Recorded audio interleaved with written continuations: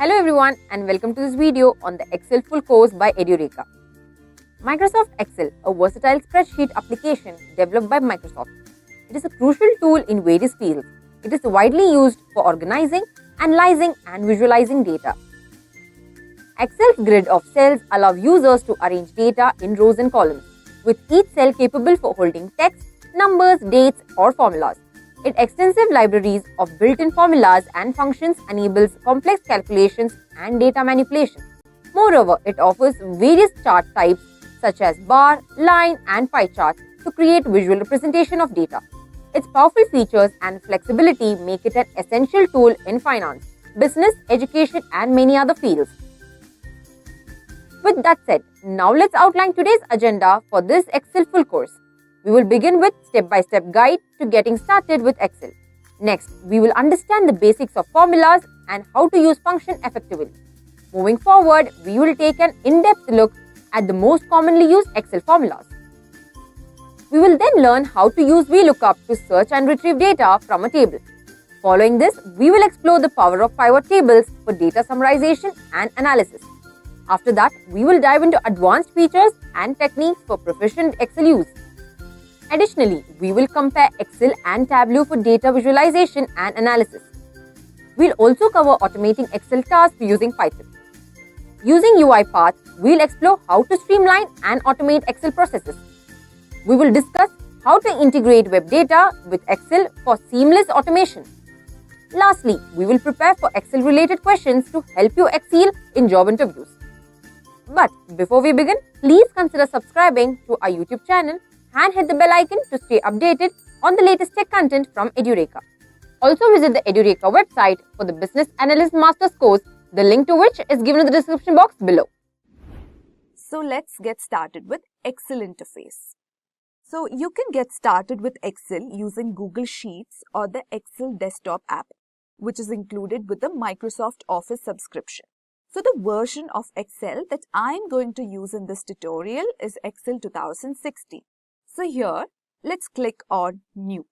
If we click on this blank workbook, a new workbook will appear. And below are some templates that will make your work easier. You can search for templates here as well. Okay, so now let's create a blank workbook. So now a sheet appears. Okay, this is a sheet in Excel. So a sheet refers to a single tab within a workbook where you can input and organize data. A workbook can contain multiple sheets, each identified by a tab at the bottom of the Excel window. So we can rename the sheet by double-clicking. So let's rename it as sales revenue. Okay, we are going to work with sales data. So I've just renamed the sheet. So now let's explore the different sections of this workbook. So this section at the top is called the Quick Access Toolbar. So the Quick Access Toolbar in Microsoft Excel is a customizable toolbar that provides easy access to frequently used commands and tools. You can customize the toolbar according to your needs. So here you can click on this and customize the toolbar. You can click on whichever option you want to appear in the Quick Access Toolbar. So if I click on spelling, spelling appears in the toolbar. So below the Quick Access Toolbar, we can see tabs such as File, Home, Insert, Page Layout, etc. So each tab has specific functions, and when we click on a tab, a ribbon appears. Okay. So this is the ribbon bar. Ribbon refers to the top section of the Excel window that contains tabs, groups and commands for performing various tasks and accessing different features and functionalities. So ribbon consists of different groups. Okay, so this is a clipboard group, this is a font group and this is an alignment group. Okay, each have different functions. And at the bottom, we have a slider function to zoom the worksheet. So I've zoomed the worksheet. And now we can also see multiple rectangles in this sheet, right? So these are called cells. So a cell refers to the intersection of a row and a column within a worksheet. Each cell is identified by a unique reference called a cell address. Okay, cell address is basically the combination of column letter and the row number.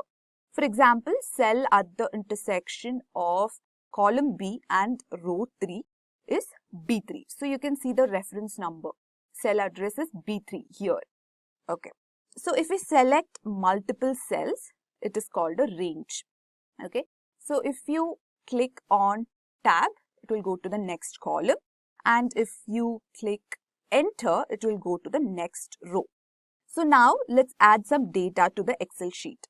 So let's create a sales report. Let's create columns and name them. So I'll create a column and name it product ID. The second column is product name. The third column is units sold. And the next column is price. Okay. And then we'll add revenue. Alright. So let's add the product IDs. 5.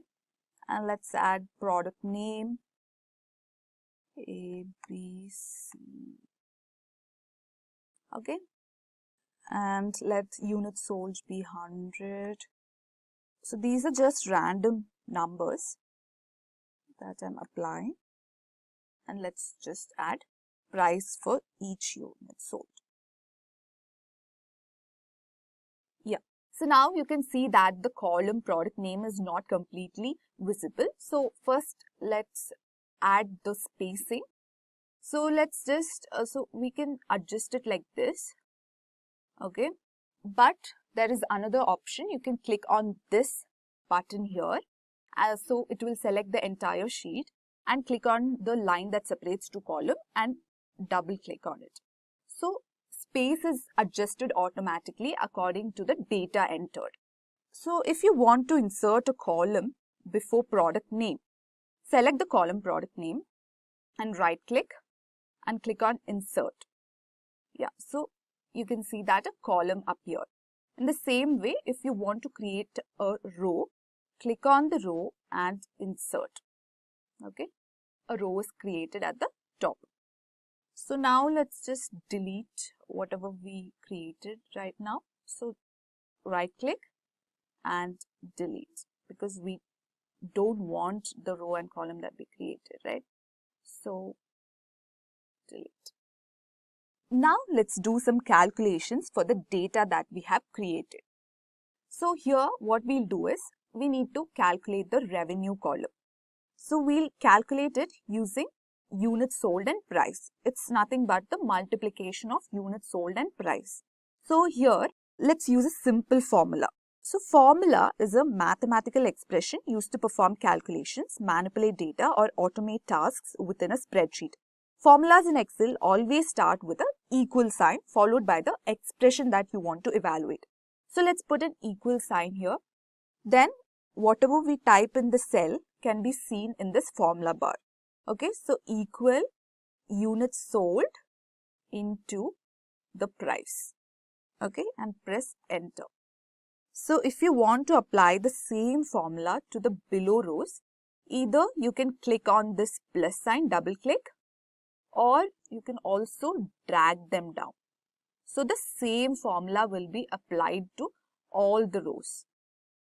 So here we have used an operator to calculate revenue, right? We have used the multiplication operator. So apart from multiplication, Excel supports various operators such as addition, subtraction, division, exponentiation and concatenation.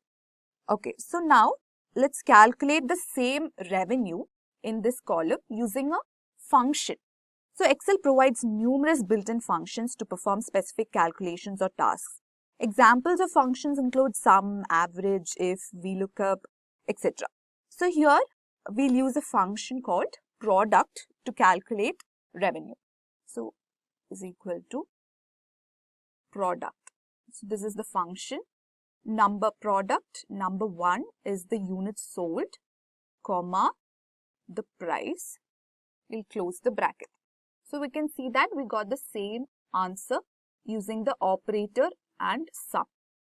Alright, so now let's just delete this.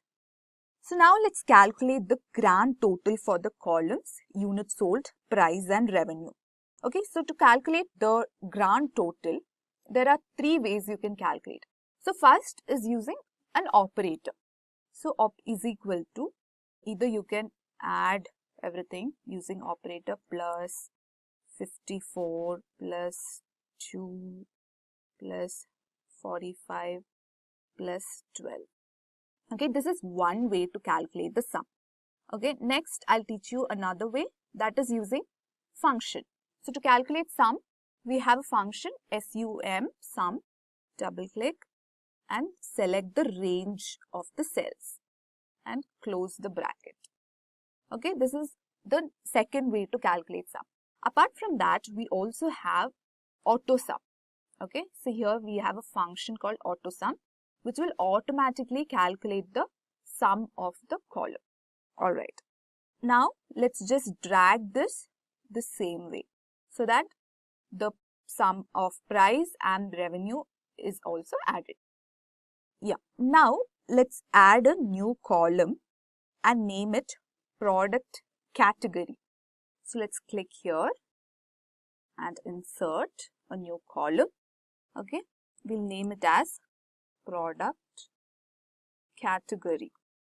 Okay, so let's name it food, stationery. Let this be stationery, then we have food and clothing. So these are the product categories that we have added. Now what we'll do is, let's analyze sales trends by category. Let's add the name. Okay, here we'll add the product category and here the total revenue.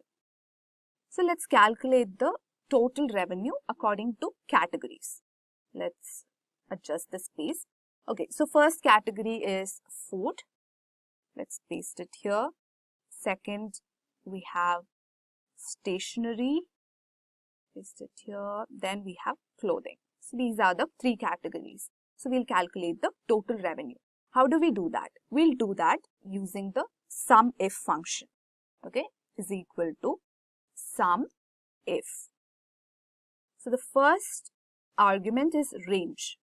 Okay, we'll select the range, that is the product category, comma the criteria. So food is the criteria. Okay, if product category is food, then we need to sum the revenue, right? Comma the sum range is the revenue. Alright, now let's just close the bracket. Yeah, so this is the total revenue for food. So I'm just double clicking here. Yeah, so we got the total revenue for stationery as well as clothing. So now we can see the revenue based on categories. Okay, now let's do some formatting to the data that we have created. Formatting in Excel refers to the process of changing the appearance of cells, rows, columns and other elements within a spreadsheet to improve readability and enhance the overall presentation of the data.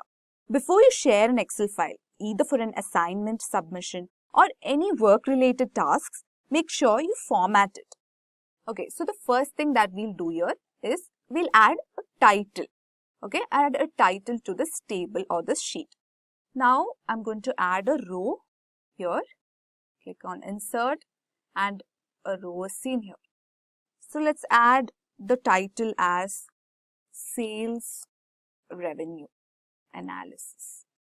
Okay, now you can see that the title is in the first column, but I want it centered according to this table.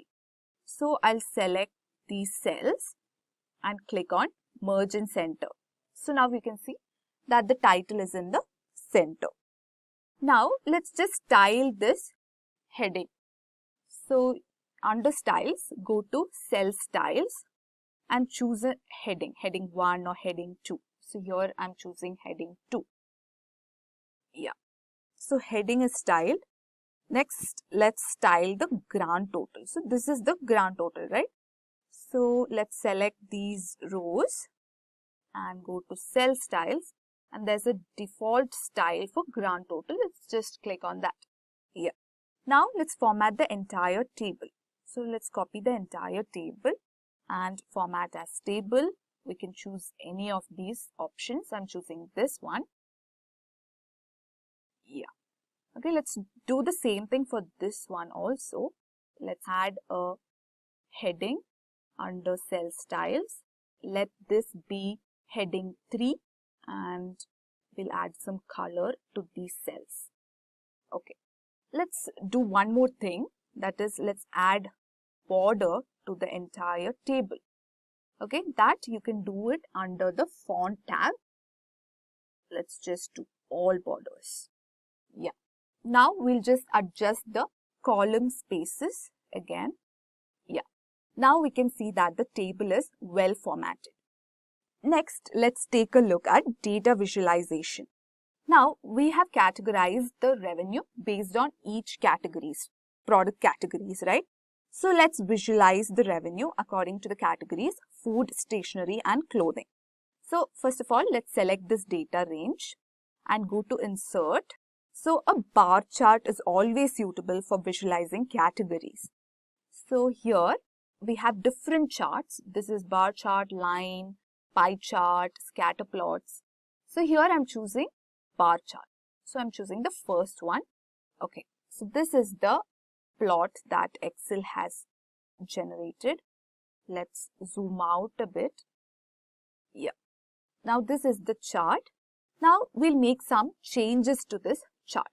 Okay, first of all, let's change the title. Total revenue based on product categories. Okay. Yeah. Now what is missing in this chart? Axis titles. Axis titles are very important for any chart. So make sure you add them. So this is the total revenue. Total revenue. This is the product category. Now let's also add data labels. Okay, let's just click on plus symbol here and add data labels. Yeah. Now this plot shows us that the product category food had the highest revenue, followed by stationery, and clothing had the lowest revenue. So this is how we create a simple chart in Excel and interpret from it. So now we are done with the analysis. So we just go to File and save it. Okay. And then you can go to File and also export it into PDF.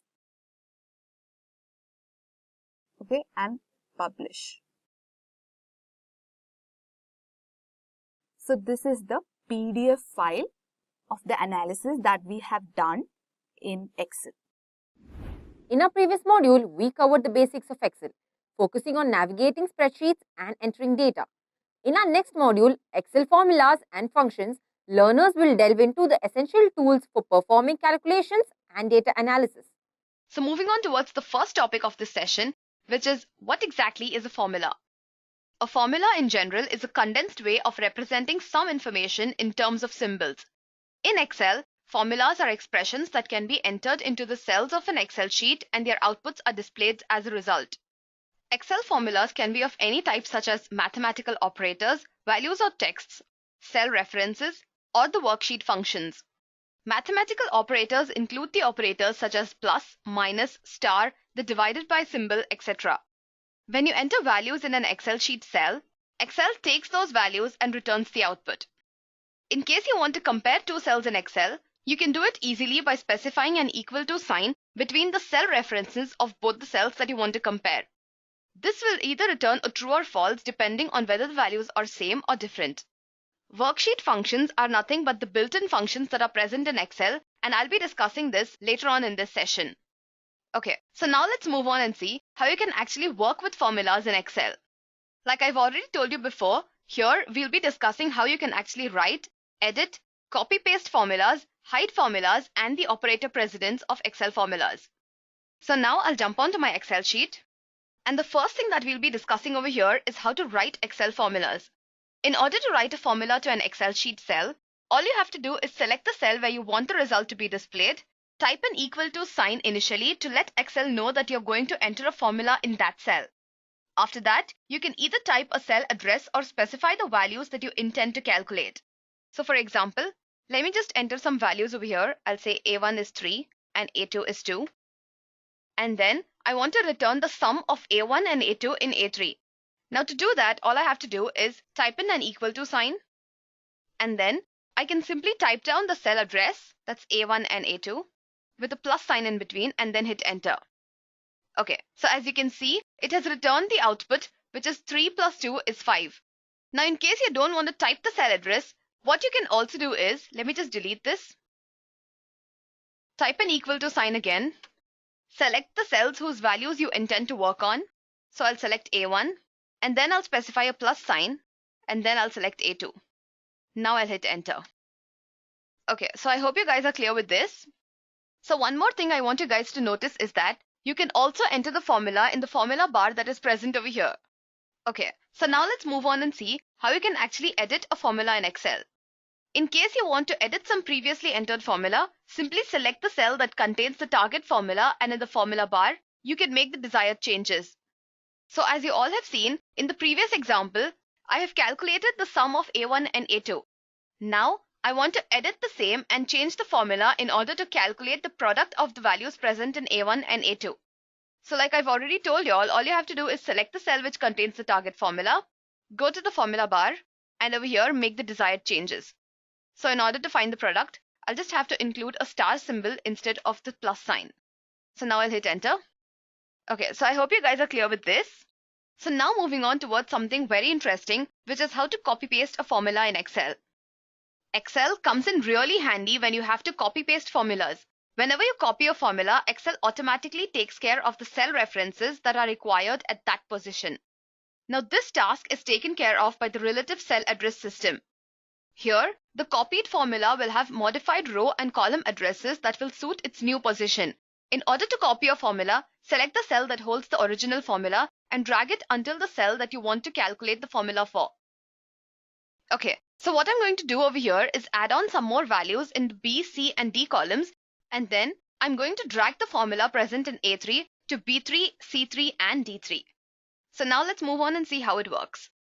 I'll just enter some random values. I'll say 3, 4, and over here 2, and 9, 6, 7. So as we all know, the formula is present in A3. Now, what I'm going to do is hold the left click and drag this down until that cell to which I want to copy the formula. Okay, so I hope you guys have seen this. The formula has been copied and the cell references have been changed according to the position. To know more about the relative cell addresses, absolute cell references, and the mixed cell references, you can refer to the Excel tutorial video of Edureka. Okay, so now let's move on and see how you can actually hide formulas in Excel. In case you want to hide some formula from an Excel sheet, all you have to do is select those cells whose formula you intend to hide, open the font window, and from here, open up the protection pane. Now, check the hidden box and click on OK. Okay, so as you can see, I've checked the hidden box, but the formula is still visible over here. Now this is because I've not selected the protect sheet command. And if I don't do that, my formulas are not going to be hidden. So in order to protect the sheet, select Review from the ribbon tab. And then from the Protect group, click on Protect Sheet option that is present over here. So as you can see, it asks me to enter some password to unprotect the sheet. So I'll just specify some password. And I'll click on OK. So now it's asking me to re-enter the password. So I'll just do the same. And then I'll click on OK. So as you can see, previously when I used to click on these cells that contain the formula was visible in the formula bar. Now, when I click on any of these cells that contain formulas, the formula is no more visible over here, which means that the formula is hidden. So in order to undo what you've done, just select the unprotect sheet command that is present over here, and then enter the password that you've entered previously. So as you can see, the formulas are now visible. Okay, I hope you guys are clear with this. So now let's move on and see what is the operator precedence of Excel formulas. Excel formulas basically follow the BODMAS or the brackets, order, division, multiplication, addition, and subtraction rules. If you have a formula that contains brackets, the expression within the brackets will be solved before any other part of the complete formula. Say for example, I'll select a new cell, and over here I'll just type in some formula. I'll say equal to A1 star, and then I'll open up the brackets, and within this I'll just say C1 plus C2. and then I'll close the brackets. So as you can see, I found the result for A1 star C1 plus C2 within brackets. So what exactly Excel is doing over here is, first it determines the result of C1 plus C2, which is 2 plus 9, and that is 11. Then it multiplies that result to 3, and hence we get the final result as 33. So I hope you guys have understood this. So now let's move on towards the next topic, which is what exactly are functions in Excel. In general, a function defines a formula that is executed in some given order. Excel provides a huge number of built-in functions that can be used in order to calculate the results of various formulas. In order to view all the functions that are available in Excel, all you have to do is click on the formula menu that is present in the ribbon bar, and over here, click on this Insert Function command. Open up the Category drop-down menu, and over here, you can see all the various categories of functions that are available in Excel. In order to select some function, all you can do is select the category to which it belongs, and then select the function that you intend to use. After that, just click on OK. Once you've done that, Excel asks you to enter the parameters that are present for that particular function. After entering the parameters, just click on OK. So I've got this caution message because I've not entered any values over there. So I'll just click on OK. So the next thing that we're going to be discussing in this session is the most important Excel formulas. So here are some of the most important formulas and functions that I'm going to be discussing in this section over here. So the first function that I'm going to be dealing with is the date function. Now this is one of the most important and widely used functions in Excel. So in order to show the syntax of this formula, all I'm going to do is select the date and time category, and from here I'll select the date function. When I select the function, it shows me the syntax of that particular function and also specifies what it returns. So as you can see over here, the date function takes 3 parameters, which is the year, month, and day. This function returns a number that represents a given date in the MS Excel date-time format. So to make use of this function, what I'm going to do is go to the formula bar, and over here I'll specify an equal to sign. Then I'll type date. Now for the first parameter, I'll have to specify the year. So I'll just say 2019. Month, I'll just say 03. And the day, I'll give some random day, say 21. After I've done this, I'll just hit enter. So as you can see over here, Excel has returned the date in the Excel date time format. So now let me show you guys another example. So what I'm going to do over here is, for the same date, I'm going to subtract some days from it. So to do that, after I've written the date function, what I'm going to do is specify the minus sign, and then I'll just give some random value, say 5, and then hit enter. So as you can see over here, Excel has returned the date that comes 5 days prior to the date that is specified within the date function as a parameter. So I hope you guys have understood this. So now let's move on and take a look at the day function.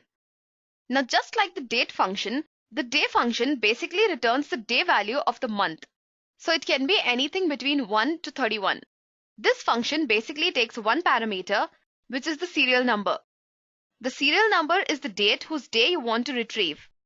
It can be given in any manner, such as the result of some other function, supplied as a date function, or the cell reference itself. So what I'm going to do over here is select a new cell, and then I'll type down the equal to sign, and I'll use the day function.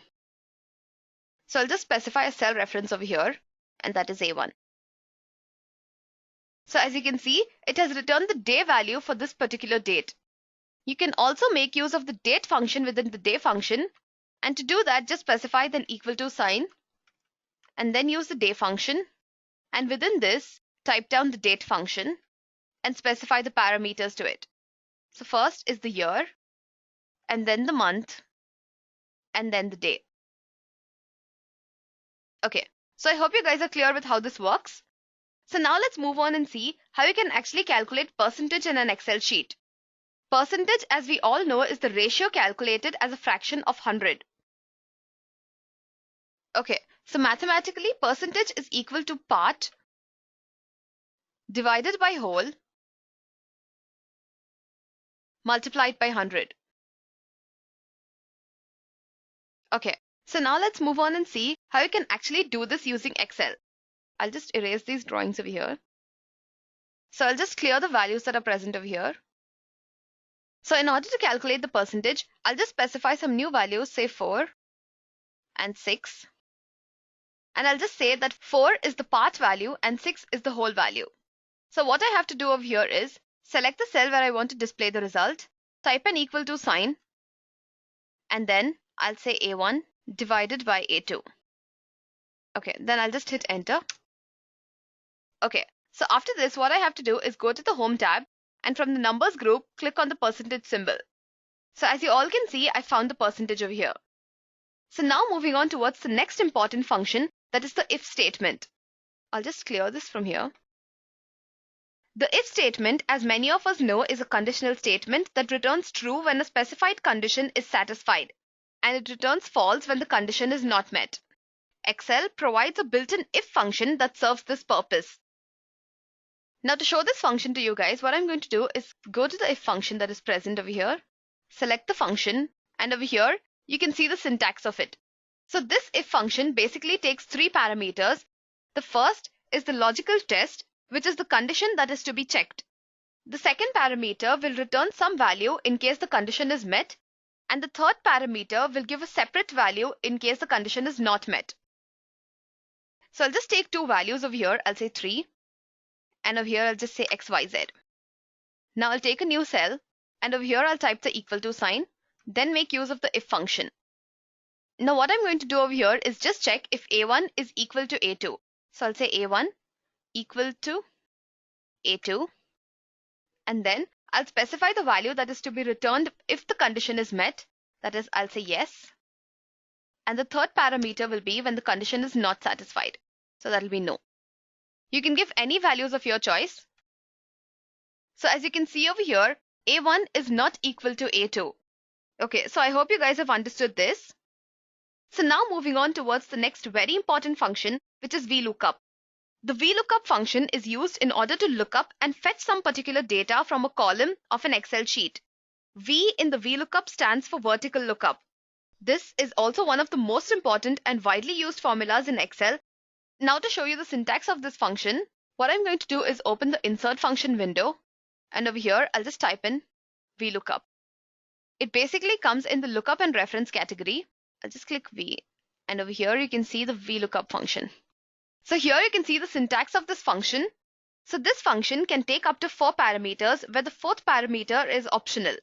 The first parameter, or the lookup value, is the value that is to be searched. The second parameter specifies the table array in which the value is to be searched. The third parameter specifies the column index from which the value is to be retrieved. So the final parameter, or the range lookup parameter, is optional, and it returns true for approximate values and false for an exact match. So now, for example, if I want to find the ID that is present for this employee, which is Dave, all I have to do is select some cell, and over here I'll use the VLOOKUP function,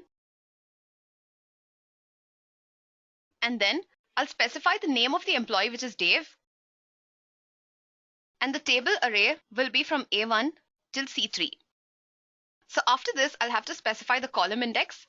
So the column index will be 2, and since I want an exact match, I'll use false.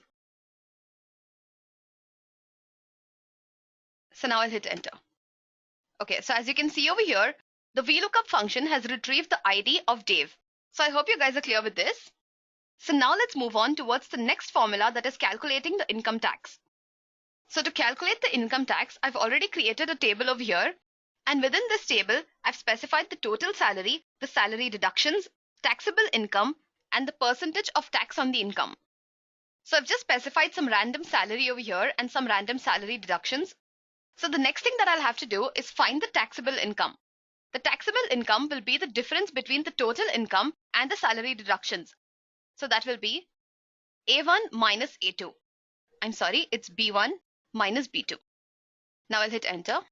So the total taxable income is $275. So the percentage of tax on my income is 10%. So in order to find the income tax, what I have to do is income tax will be equal to taxable income into 10 by 100, which is the percentage of tax applied to my income.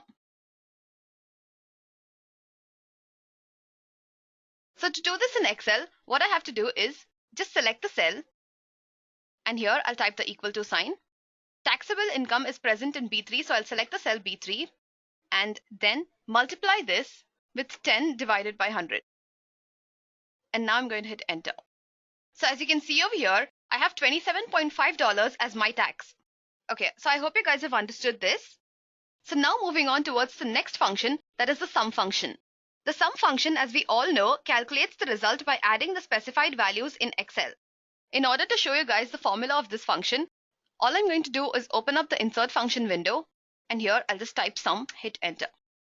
So as you can see over here, the sum function takes in all the values to be added as its parameters, and then it returns the result after adding all the values. So in case I want to calculate the sum of all these values that are present over here, what I'm going to do is I'll just say equal to, and then I'll use the sum function, and I'll specify the range as B1 to B4, and then I'll hit enter. So as you can see, the sum function has calculated the sum of all the values that are present over here. Okay, so I'll just delete this off from here. So now moving on towards the next very important formula, which is finding the compound interest. Excel has a built-in formula called as FV that finds the compound interest. FV actually determines the future value of an investment on the basis of periodic, constant interest rate and payments. To show you guys the syntax of this function, I'll just open up the insert function window, and over here I'll just type FV. So as you can see over here, this function takes 5 parameters. Okay, in order to calculate the rate, you will need to divide the annual rate by the periods. Number of periods or NPER is calculated by multiplying the term or the number of years with the periods. PMT basically stands for periodic payment and can be any value including 0. So I'll just create another table over here.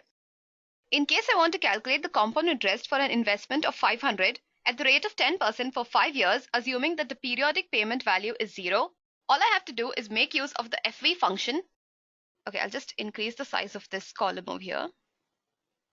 So now what I'm going to do is type an equal to sign, then make use of the FV function, and the first value will be the rate. So like I've already told you all before, in order to calculate the rate, I'll have to divide the annual rate by the number of periods. So the annual rate over here is 10% and the number of periods is 12. So that will be C2 divided by C4. So I'll just click on this and then divide it by C4. So for the next parameter, I'll have to specify the number of periods. The number of periods or NPER is calculated by multiplying the term with the periods. So here the term is 5 star, periods are 12. Assuming that the periodic payment is 0, I'll just specify it to be 0. Finally, I'll be specifying the investment amount. And since the money has been taken from my end, I'm going to specify a minus sign preceding the amount that is invested. So the amount is present in C1. So I'll just click on this. So as you can see over here, the future value for $500 at the rate of 10% for 5 years is found to be $822.65. So now moving on towards the next very important formula, which is finding the average. Average basically depicts the median value of a number of values. In Excel, the average can be easily calculated using a built-in function called average. In order to show you the syntax of this function, I'll just open up the insert function window, and over here I'm going to type average. So as you can see, this function basically takes all the values and then it returns an average, which is nothing but the arithmetic mean of all the values that are supplied to it as a parameter. I already have a table for this.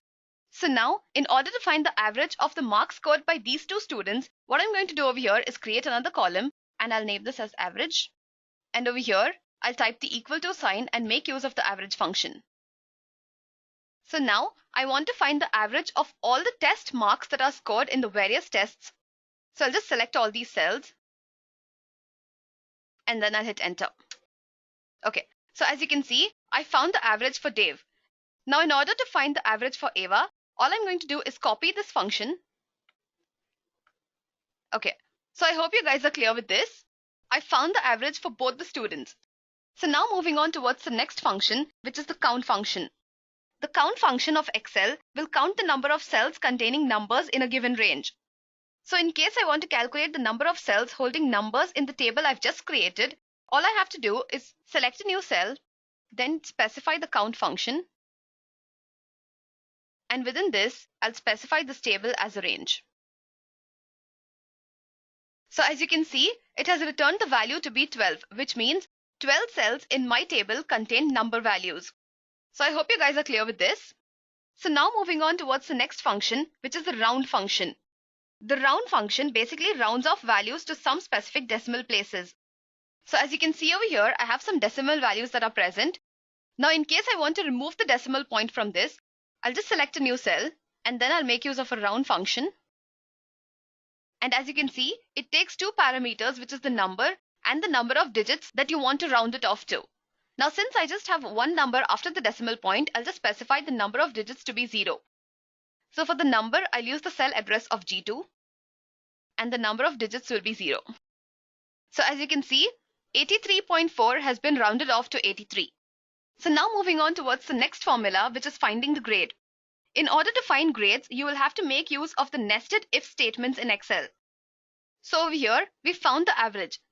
Now in case I want to grade these students, I'll have to make use of the nested if statements. So I'll just create a new column. I'll say grade. And within this, I'll use the if function first. So the if function, like I've already told you, will take one condition and it's going to return some value if it is true and another value if it is false. So now I just want to check if G2 is greater than 75. So I'll say G2 greater than 75. And in case this is true, I'll return the grade to be A. So in case this is false, I'll create another if condition within this. And I'll check if G2 is greater than 40. So if this value is true, I'll just return B as the grade. And if this is false, I want the return value to be F. Okay, so now I'll close this and I'll hit enter. So as you can see, the value of G2 is greater than 75, which means the grade is A. In case the value of G2 would have been less than 75, it would have gone to the next loop and then it would check for the condition if G2 is greater than 40 or not. If G2 is greater than 40, it will return B as the value, else it's going to return F. Okay, so I hope you guys are clear with this. Let me just copy this for the other student as well. So now moving on towards the next function, which is the rank function. So till now you've been seeing how to calculate the average of a student and then find the grade. Now I'll also show you guys how to give ranks to the students present in a class. To do that, you can make use of the rank function, which is already present in Excel. The rank function basically takes three parameters, which is the reference, number, and order. So I'll just specify rank over here. And as you can see, it takes number, reference, and order as parameters. The order parameter is optional, and in case you do not specify anything, it is going to return the rank in the descending order, which means the highest value will get first rank, the second value is going to get second rank, etc. In case you want to specify in ascending order, you can specify any non-zero values. The number over here is going to be G2 and the range will be G2 and G3. Since I want it to be in descending order, I'll not specify any value to the order parameter and I'll hit enter. So as you can see, I found the rank, but it looks misplaced because I've not created the column name. So I'll just cut this and I'll paste it over here. I'll just name this column as rank. Now, in order to find the rank of Ava, I'll do the same. And then the value is present in G3 and the range is G2 and G3. And I'll hit enter. So as you can see, Dave is first rank and Ava is second rank. So I hope you guys are clear with this. Okay, so now moving on towards the next example, which is the COUNTIF function. The COUNTIF function counts the cells based on some given condition. It will return the number of cells that satisfy some condition in a given range. To show you guys the syntax of this function, I'll just write down the function, that is COUNTIF. So as you can see, it takes two parameters, which is range and criteria. Range is basically all the cells that you want to look into, and the criteria is the condition that they have to satisfy. So I'll just select all the cells over here. And the criteria is going to be if the values are greater than 70. So as you can see, it has returned 10 as the output, which means 10 cells contain values that are greater than 70. So now moving on towards the last function that I'm going to be discussing in this session, which is the index function. The index function returns a value or cell reference at some particular position in a specified range. The index function can be used in two forms. The first is the array form. In this form, if both the row and the column number are supplied, it returns the value that is present at the intersection of both the cells. If the column value is set to 0, it will return the values present in the entire row in the specified range. In case of the reference form, the index function returns the reference of the cell where the row and the column values intersect. Area number will indicate the range which is to be used in case multiple ranges have been supplied. So just to show you guys some example of this, I'll specify the array to be between A3 and I3, and for the row and column values, I'll just say 2, 3. You can give any values of your choice. These are just some random values. So as you can see, the value that is present in the second row and the third column in this table is 85. Here is a quiz question for you guys. And the question is, which Excel function is used to find the highest value in a range? And the options are option A max, option B sum, option C average, option D count. If you know the correct answer, please leave it in the comment section below.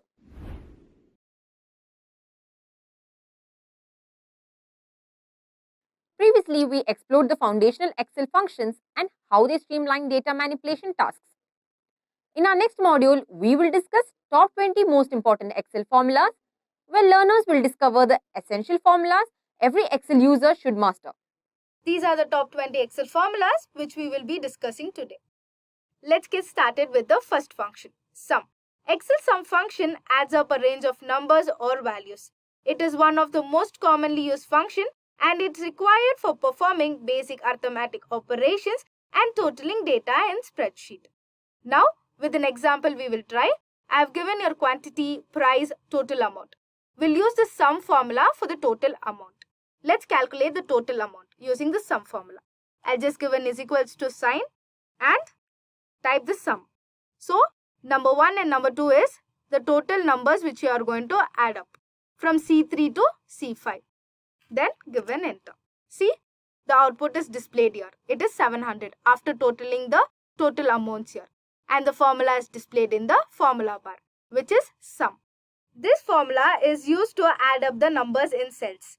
To calculate the sum of multiple set of data, use the sum function with individual numbers or additional range. Next is the percentage function. To calculate the percentage value, I will add two random values. So I will just add here, give a random value as 5 and here as 8. 5 will represent the path value and 8 will represent the total value. Now select a cell where you want the result to be displayed, and when you type that, just type an equal to sign and select the cell and divide it. Now you will get this answer. So just go to numbers and click on percentage. This is the percentage of these two numbers. This is how you will perform percentage function using the percentage formula which is displayed in the formula bar. Next is the if function. With conditional logic, you can specify different action depending on whether or not a specific condition is met. An Excel if function makes it possible. The if function evaluates a condition and returns a particular value if it is true. It will return a different value if the condition is false. Now let's try with an example. I'll give a random values like 8 and 4 and I will use the if formula to check the answer. Logical test is 4 because we are testing if 4 is greater than 8.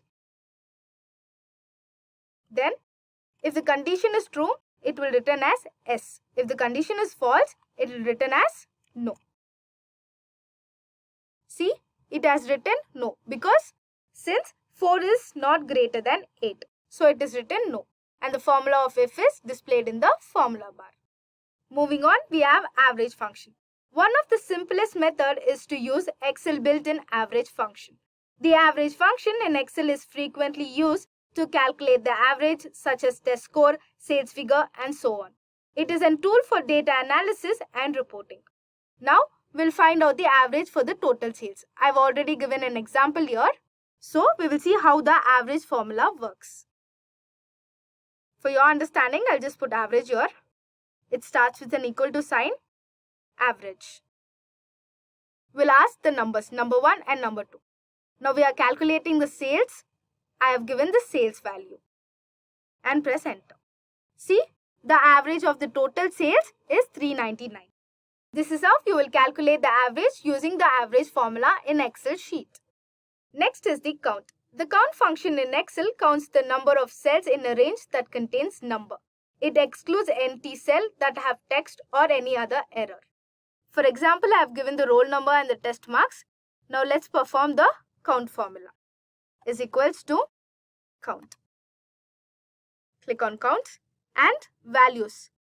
I'll just click the entire table. I'll select this entire table and click enter. See, the answer is 6 because it will count only the values and the numbers. It will exclude the text. This is how count formula has been worked. Next is the COUNTIF function. The COUNTIF function in Excel counts the number of non-empty cells in a range. It counts cells with any type of data such as numbers, text, logical values, errors and non-empty strings. Now, with the same example, I will try with COUNTIF formula. The COUNTIF formula starts with a equal to sign and count A. So, I am choosing the entire table. Press enter. See, the value is 8 because it will count even the text. So, the value is 8. This is how you will perform count A formula. Next is the COUNTIF function.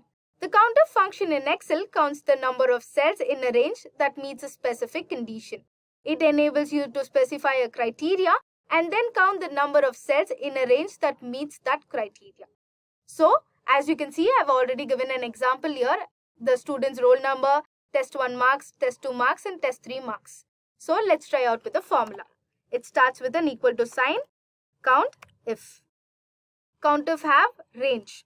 This is a set of cells in which you want to apply the criteria. So, select the entire table. Then you have criteria. Criteria is nothing but the condition that you want to apply to the range. So, I'll give as greater than 70. Give enter. See, the result is given here, 5. We have given greater than 70. So, it will show the marks which are greater than 70. So, you can see there are 5 marks which are greater than 70. This is the formula which you use for COUNTIF and the formula is given in the formula bar. Next we have index. Excel index function returns a value of cells in a given row and column of a range. It is especially useful when retrieving data from a table or arrays. So with the same example, I will use the index formula. Index. Array. This represents a range or array from which you want to retrieve a value. So choose the entire table. Then row number. This is a row number in an array from which you want to retrieve the value. So I'll give the row value as 3. Then column. The same way works with the column. So I'll give the column value also as 3 and give enter. See, 78. I'll be using the index formula. I will choose the array, the entire table with the row value as 3 and the column value as 3 and the index value will be 78. This is how an index formula works. You can see, right, the row 3 and the column 3 value is 78. That's the reason we have got the answer as 78 using the index formula. Next is finding the grade. To find the grade based on the score in Excel, use the if function to apply various conditions and return an appropriate grade. This formula evaluates each score in the column and assigns the appropriate grade based on the condition specified. Now, there are test marks here and we'll find grade for them. We are using the if function. If and the logical test will be the marks greater than 70. If it's greater than 70, the grade will be A. And we are using if again and the logical test the same marks. If it's greater than 40 this time. If it's greater than 40, the grade will be B. Otherwise, the grade will be F. Press enter. See, the grade is B because it is greater than 40. So, for your example, let's try out with 70 also. Is equals to if logical test the marks greater than 70. If it's greater than 70, it have to give you A. Again, if function, we are using the marks. If it's greater than 40, it have to give you B grade. Otherwise, F. See, it's given you A grade because it is greater than 70. This is how we are finding the grade. Next, we have the len. The len function in Excel counts the number of characters in a text string. It is especially useful for calculating the length of a text, including the space and markup. Now, let's try with an example. I'll just type here, hello world. And for your reference, I'll just type your len. And the formula is equals to len and text. Text is this box. Just click enter. See, the answer is displayed as 12. The formula will return the number of characters in a text string hello world, which is 12 characters. It will also count the space, so it is 12. Now you know how the len formula works. Next is the SUMIF function. The SUMIF function in Excel is used to add up the values in a range that meets a specific criteria. It's let you to specify a range to evaluate, criteria to apply, and the range of values to sum. So, I have given here the car names and the numbers and their values in this. This is an example. So, I will take a random car name which is Honda and use the SUMIF formula to calculate the value of Honda. To calculate the value, we are using SUMIF formula. SUMIF. So, it will ask range. This is a range of cells you want to compare to the criteria. So, select the car names. Then you have criteria. This is a condition or criteria you intend to apply to the range. So, I'll select Honda. Then you have sum range. This is a range of cells containing the values you want to add. So, select the values. Press enter. See, 666 is the value of Honda. We have two Hondas here. They have added up these two numbers and given the answer as 666. This is how we are using SUMIF formula to find out the values. When we added the value of sum range, which is Honda, we have got 666 as the result. Next, we have left. The left function in Excel extracts a specific numbers of characters from the left side of the text string. It's especially useful for removing specific parts of a text string such as name, codes and IDs. Now, let us use the left formula. I'll just type here left for your reference, and the formula is equals to left. The constraints are text. This is a text string from which you wish to extract the characters. I'll choose this. Then you have number character. This is the number of characters which you like to extract from the left side of the text string. So I'll just give 3. Press enter. See, it have extracted only 3 numbers from the left side. This is how the left function works. And the formula is displayed in the formula bar. Moving on, we have right. The right function in Excel extracts a specific numbers of characters from the right side of the text string. It's especially helpful for removing parts of text string such as file extension, codes and IDs. So, we will try with an example. I'll just type here right. So, the formula for right is equals to right, and the text is the number which you want to choose, and the number character is I'll give 2 to extract only 2 numbers from the right side. Press enter. See, the answer is here 77. It is extracted from this number 77 which is in the right side using the right formula. Next is the trim. The trim function in Excel removes extra space from text, leaving only single space between words and no leading or extra spaces. It's especially useful while dealing with text imported from other source because it standardizes the text. So let's try with an example. I'll just try a sentence. Now you can see, right? I have typed a sentence and there are many spaces in between. So let's give many spaces for your example. So we are using the trim function. The trim formula will be is equals to trim and text. This is the text string from which you want to remove extra space. So select this and give enter. See, the spaces are being removed. You can see the difference in the two sentences, right? This is how the spaces are being removed. We are using the trim formula to eliminate the extra space between. Everything happens for a reason. The formula is given in the formula bar. This is how the trim function works. Moving on, we have min function. The min function in Excel is used to find the smallest value in a list of numbers or range of cells. It returns a minimum value within the specified range. So, I have already given an example here. So, I have added the student's name and their marks obtained. So, let's try with the min formula. I'll just type your min for your reference.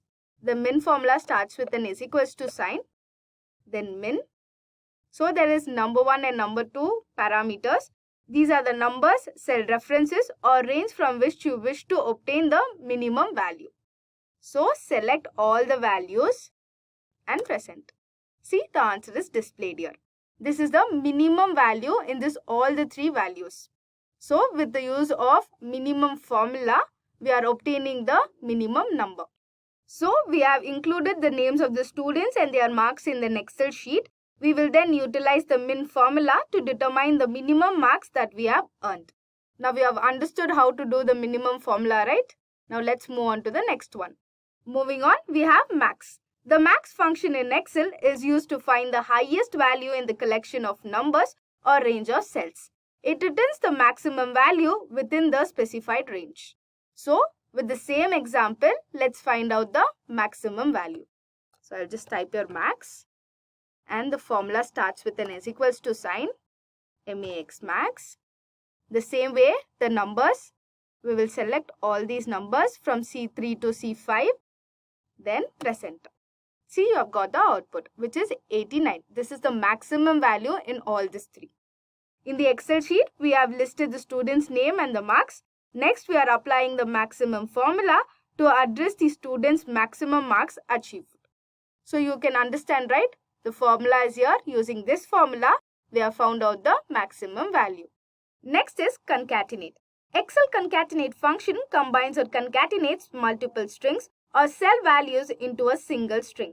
It is especially useful for combining text strings such as first and last names or creating dynamic text strings. Now, I have given an example here, the same example, names of the students and marks, and let's use the concatenate formula to work out.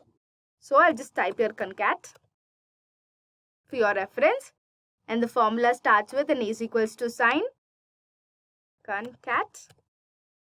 So, text. Text is nothing but the entire table. We are choosing the entire table to concat, which will combine or concatenate multiple files. Press enter. You can see, right, the answer is displayed here, which it has combined everything together. This is what concatenate does. And the formula is displayed in the formula bar. The concat formula is used to combine or concatenate multiple strings or cell values into a single string. That is what we have done here.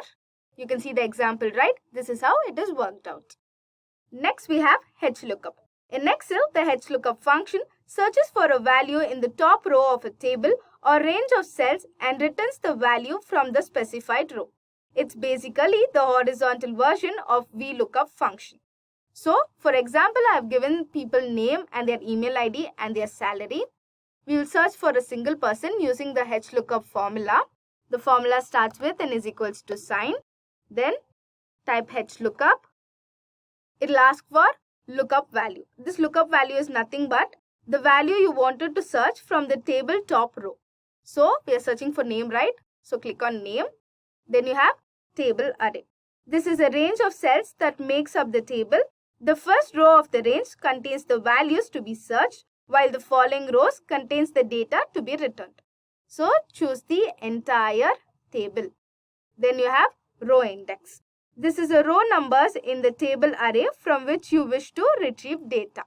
So, the second row, right? Choose the number 2 because we are retrieving data from the second row for name Anu. Then we have range lookup. Give as false because it will give an exact match. If you're giving true, it will give an appropriate match. So, press enter. See, the output is displayed here, which is Anu. The formula is given here. Same way, we'll try with an email and salary. Is equals to sign, HLOOKUP. Then lookup value is email. We are searching for email, right? Give that. And table array is the entire table. Then row index is 2, right? Give us 2. And range lookup is false. See, Anu email ID is displayed here. Then we'll try for salary is equals to lookup. Then lookup value is salary we are searching, right? So it will be D3. Then table array, entire table, row indexes 2, right? Then lookup is false. See, the salary of Anu is displayed here. Now, we have classified a single person's name, email address and salary using the lookup formula. The name you wish to add is represented by the lookup value, the entire table is represented by the table array, and the row number, which is 2, is indicated by the row index number. False is the range lookup. Now you have a basic understanding, right? Using the lookup formula, how you can find the name, email address and their salary. Followed by, we have VLOOKUP. In Excel, the VLOOKUP function searches for a value in the first column of a table or range of cells and return the value from that specified column in the same row. This is one of the most commonly used vertical lookup function in Excel. So with the same example, let's try for VLOOKUP. For HLOOKUP, we took the name as Anu, and for VLOOKUP, we'll take the name as Lily. So, lookup value. This is the value you want to search from the table first column. So, I'll take as Lily and table array. This is a range of cells that make up the table. The first column of this range contains the values to be searched, while the following columns contains the data to be returned. So, the entire table. Select the entire table for table array. Then column index. This is a column number in the table array from which you wish to retrieve data. So, name right, type as 1, column as 1. Then range lookup, as you all know, it's false for giving an exact match. See, the output is given here, Lily. This is what we searched for, right? So, output is here using the VLOOKUP formula which is displayed in the formula bar. Same way, we will try for email. Is equals to VLOOKUP. Lookup value is Lily, right? Then table array, the entire table. Then column index is second column. The emails are there, so put as 2. Then range lookup, false. See, the output is displayed here. Same way, we'll try for salary. Lookup value, then table array, entire table. Column index will be 3, right? Because the salaries are in 3. That means in third column. Then false. See, Lily's salary is displayed here. This is how you work out with VLOOKUP formula. The VLOOKUP formula we use to classify the name, email address and salary of a single individual. The table array represents the entire table. The column index number indicates the column number. And the VLOOKUP value represents the name you wanted to add. The range lookup is false for an exact match. I hope you have understood the VLOOKUP formula. Lastly, we have date and day. The date function can be used to generate a date from its components. For working out this formula, I'll use the formula bar. Type in is equals to sign, date.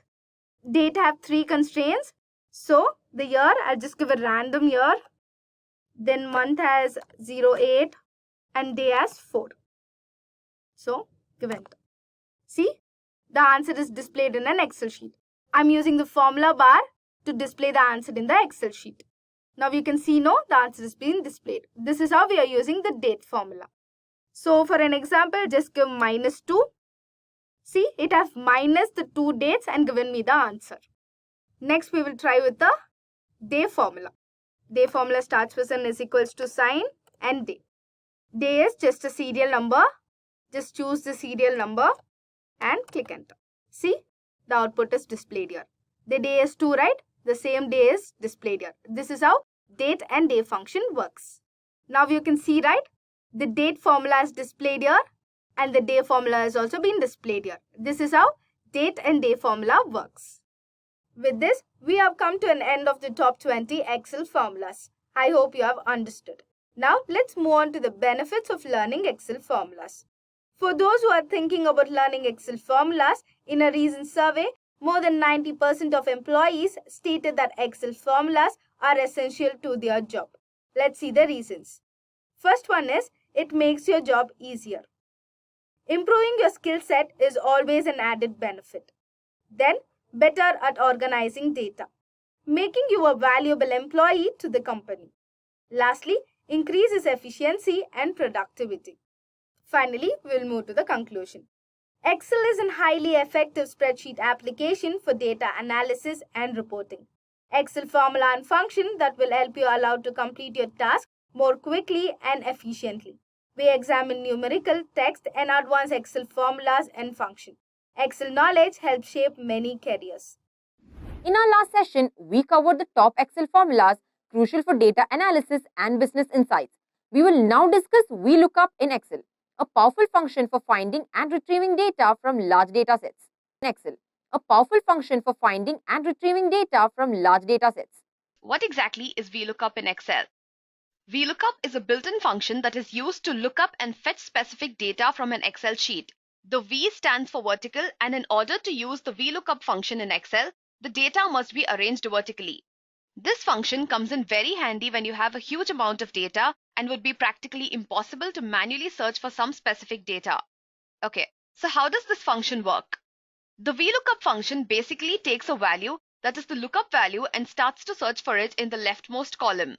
When the first occurrence of the lookup value is found, it starts to move towards the right in that row and returns the value from the column that you specify. As I've already mentioned earlier, this function can be used to return both exact as well as approximate matches. However, the default match is approximate match. Okay, so just to show you guys the syntax of this function, I'll jump on to Excel, and in this function bar over here, I'll just type an equal to sign, and then I'll type out VLOOKUP. Okay, so as you can see over here, the VLOOKUP function takes 4 parameters, that is the lookup value, the table array, the column index number, and the range lookup, which is an optional parameter. Lookup value is the value to be looked out for in the first column of the given table. Table index points to the table from which the data is to be fetched. Column index number is the column from which the value is to be retrieved. Range lookup is a logical value that determines if the lookup value should be a perfect match or an approximate match. True will find the closest match and false will check for an exact match. Okay, so getting back towards our presentation. So now let's take a closer look at the exact and the approximate matches. An exact match tells Excel to return a value from the specified table that corresponds to an exact match of the given value. The approximate match, on the other hand, allows you to retrieve values even when you do not have an exact match for the lookup value. When you want the VLOOKUP function to look for an exact match, you will have to set the range lookup value to false. On the other hand, to make VLOOKUP look for an approximate match, you will need to set the range lookup value to true. Okay, so now let's get back to Excel and see how this actually works. Okay, so as you can see, I've created a table with employee names and IDs along with their designations and salaries. So like I've already told you guys, the VLOOKUP function starts to look for a match of the given lookup value in the first or the leftmost column of this table. Okay, so I'll just select some cell over here. And the first thing that I'll have to do is type in the equal to sign.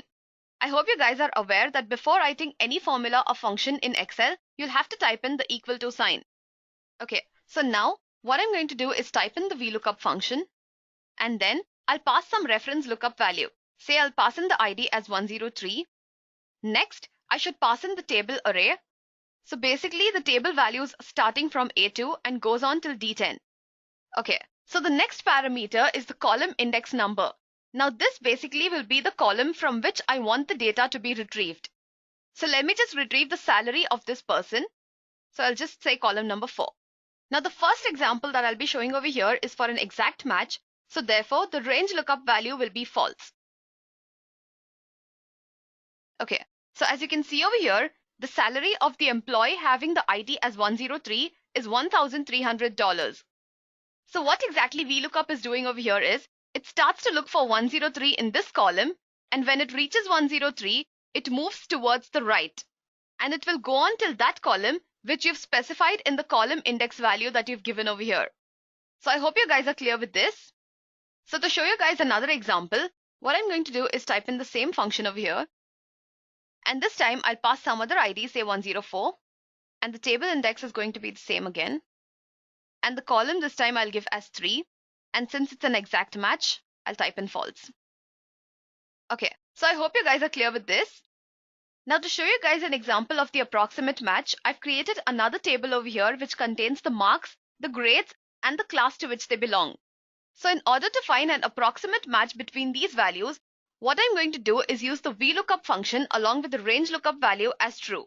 So first I'll type in VLOOKUP, and then the lookup value this time, I'll specify some value between this range over here. So for example, I'll say 55, and the table is going to be from A to C4. I'll specify the column to be 2, and since this is going to be an approximate match, I'll type in the Boolean value as true.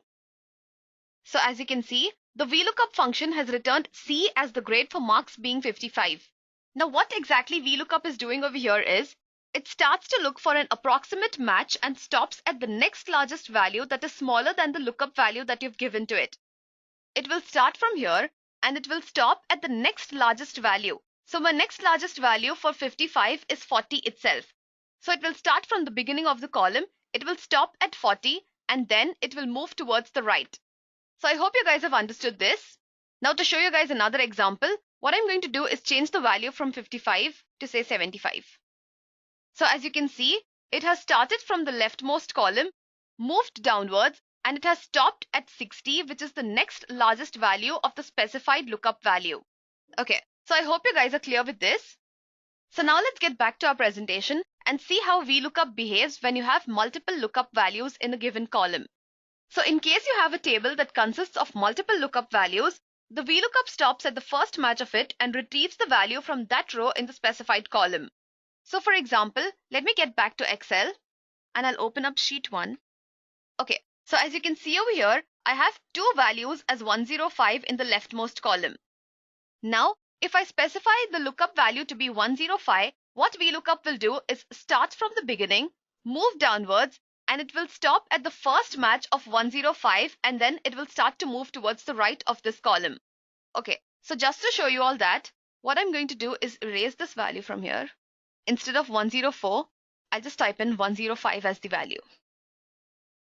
Okay, so as you can see, the first match of 105 is for an employee named Leo and the designation being Hadoop admin. So I hope you guys have understood this. So now moving on towards the next topic, which is case sensitivity of the VLOOKUP function. VLOOKUP function is case insensitive. So for example, if you have a lookup value that is in uppercase and the value present in the table in the first occurrence is in small case, the VLOOKUP function will still fetch the value from the row in which the value is present. Okay, so as you can see on the screen, I have two values with the name as Rafa. So the first thing that I'll be doing over here is swap these two columns. So now to do that, I'll just select this column, I'll hold down the shift key, and then by pressing down the left click, I'll just shift that column over here. Okay, so now my leftmost column contains the names of all the employees. So now for the example of case sensitivity, I'll make use of the VLOOKUP function again. I'll specify the lookup value to be as Rafa in caps, and my table will be from A2 to D10. I'll give some random column index value, say 4, and I'll use false since it is for an exact match. Okay, so as you all can see on the screen, I've specified RAFA in caps, and the first occurrence of Rafa is not in caps, but the VLOOKUP function has returned 900 as the value, which is the value for the first occurrence of Rafa. So I hope you guys have understood this. So now let's get back to our presentation. Okay, so now let's move on towards our next topic, which is something we all encounter, and that is nothing but errors. It is natural to encounter errors whenever you make use of any function. And similarly, you can encounter errors when you're using the VLOOKUP function as well. Some of the common errors that you'll face while using the VLOOKUP function are the name error, the not available error, the reference error, and value error. Name error basically is to inform you guys that you've made some mistake in the syntax. Not available error is returned in case no match is found for a given lookup value. The reference error is basically encountered when you give a reference to a column that is not available in the table. And the value error is encountered when you place wrong values to the parameters or miss some compulsory parameters. Okay, so now let's get back to Excel and take a deep look at each of these. So first, talking about the name error. Like I've already told you guys, the name error informs you that you've made a mistake in the syntax. To avoid syntactical errors, it's better to use the function wizard provided by Excel for every function. This function wizard helps you with the information regarding every parameter and the type of values that you need to enter. To open up the function wizard, simply click on the f of x button present over here. So I'll just erase all these values. Okay, so as you can see, Excel is providing information about each parameter that you have to enter. So according to Excel, lookup value can be any value, and it is the value that is to be found in the first column of the table. So for now, I'll just close this function wizard over here. I'll select a new cell and I'll make use of the VLOOKUP function again. Okay, so now I have names or string values present in the first column of my table. Okay, so I'll not specify these string values within quotes. Specify the table array and the column to be 3. The value I'll specify as false. Okay, so as you can see, I've not given this within quotes. And now I'll hit enter. So as you can see over here, I've encountered a name error. Excel also gives you information about this. The moment you encounter any error, Excel provides a drop-down list in order to help you out to debug this error. So what I'm going to do is open up the function wizard, and over here, I'll just specify this within quotes. Okay, so I hope you all have noticed, before entering the lookup value within quotes, the function wizard was showing a name error in red over here. So as soon as I put this within quotes, the error has gone. Okay, so now I'll click on OK. So as you can see, the error has been debugged. Okay, so the next error that we were talking about is the not available error. So in case I specify some name that is not present in the table, say for example, Loris, and I hit enter. So as you can see, Excel has returned an error saying not available. So the next error that we spoke about was the reference error. So I'll just change this value from here. I'll say Sergio. And like I've already told you all, the reference error is encountered when you give a reference to a column that is not available in that table. So let me just change the column index value from 3 to 7 and hit enter. So as you can see, column number 7 is not present in my table, and therefore I've encountered a reference error. So the last thing we spoke about was the value error. Now this error, like I've already told you, is encountered when you place wrong values to parameters or miss some compulsory parameters. So let me just change the values from here. I'll change this to 3 again. And I'm not going to specify the first parameter. And I'll hit enter. Okay, so I hope you guys are clear with this. So now let's move on towards the next topic, which is two-way lookup. Two-way lookup refers to fetching a value from a two-dimensional table from any cell of the reference table. In order to perform a two-way lookup using VLOOKUP, you will need to use the match function along with it. Okay, so I'll just get back to Excel. And the first thing that I'm going to do over here is not use hard-coded values. Instead, I'll be using reference to some cell. So in this cell over here, I'll just type in some name. I'll say Ivan. And over here, I'll just specify as salary. Okay, so now I want the VLOOKUP function to fetch the salary value of Ivan. So like I've already told you all, in order to perform a two-way lookup, I'll have to use the VLOOKUP function along with the match function. So the first thing that I'm going to do over here is type in the equal to sign followed by VLOOKUP. And like I've already told you all, I'll not be using hard-coded values. Instead, I'll be using the cell reference. So I'll use the cell reference of H6, which is Ivan.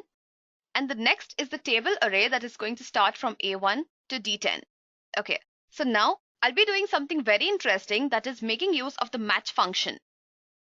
So the match function basically takes 3 parameters. The first is the lookup value.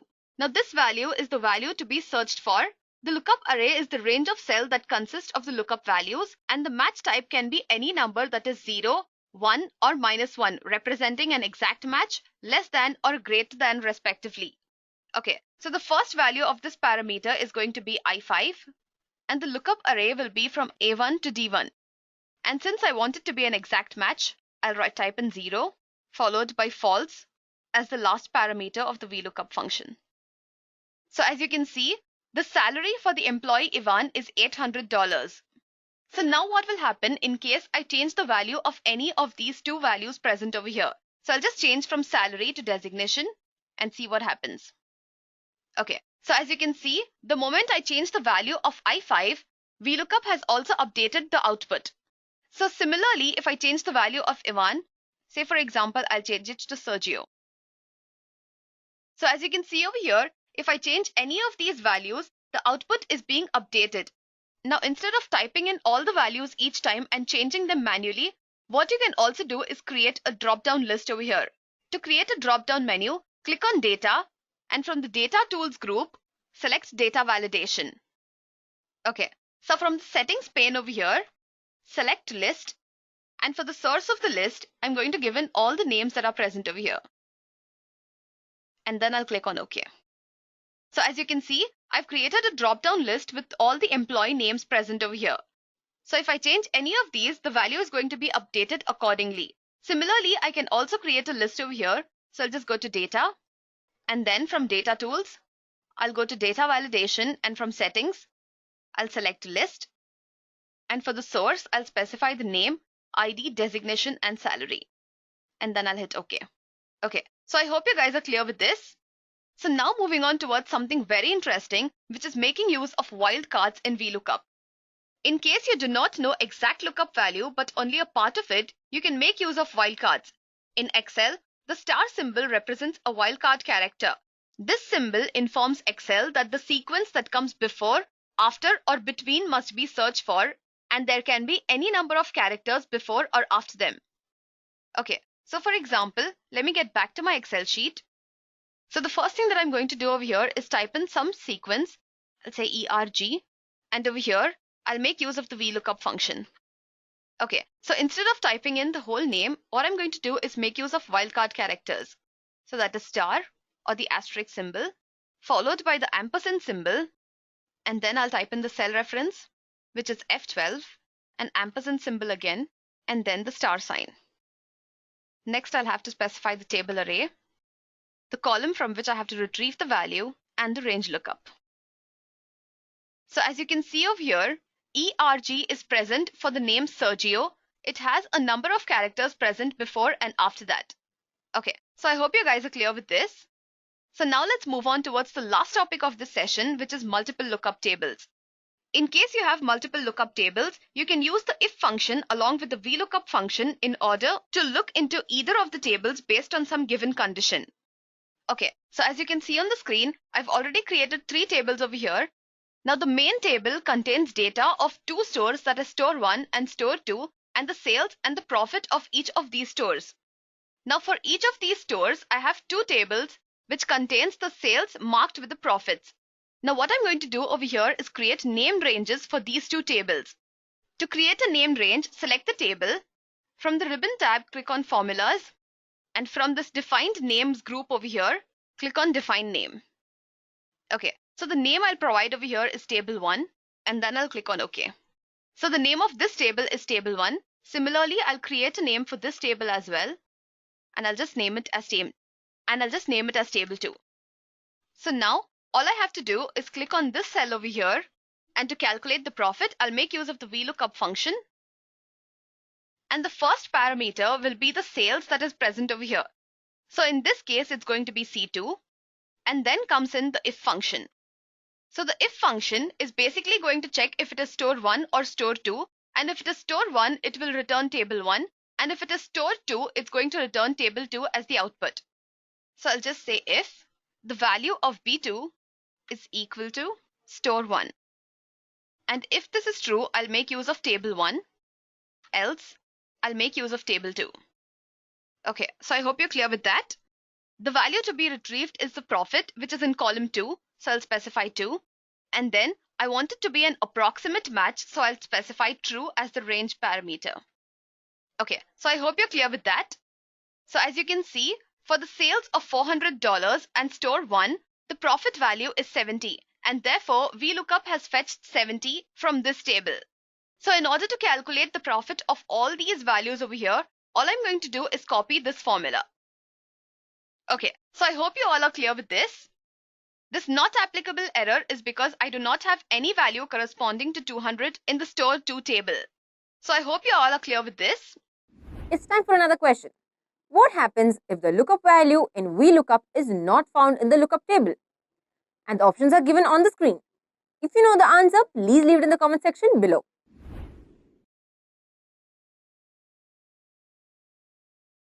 Previously, we learned about using VLOOKUP to search for specific information across Excel tables efficiently. We will now move on to Excel pivot tables, a tool that enables dynamic data summarization and analysis. What exactly are pivot tables in Excel? A pivot table in Excel is a statistical table that condenses the data of those tables that have extensive information. The summary can be based on any field such as sales, averages, sums, etc. that the pivot table represents in a simple and intelligent manner. So moving on towards the features of pivot tables, Excel pivot tables have a number of remarkable features such as they display the exact data that you want to analyze. The data can be viewed from various angles. You can focus on any section of the data according to your requirements. Also, they make data comparison very easy, and pivot tables can detect different patterns, relationships, data trends, etc.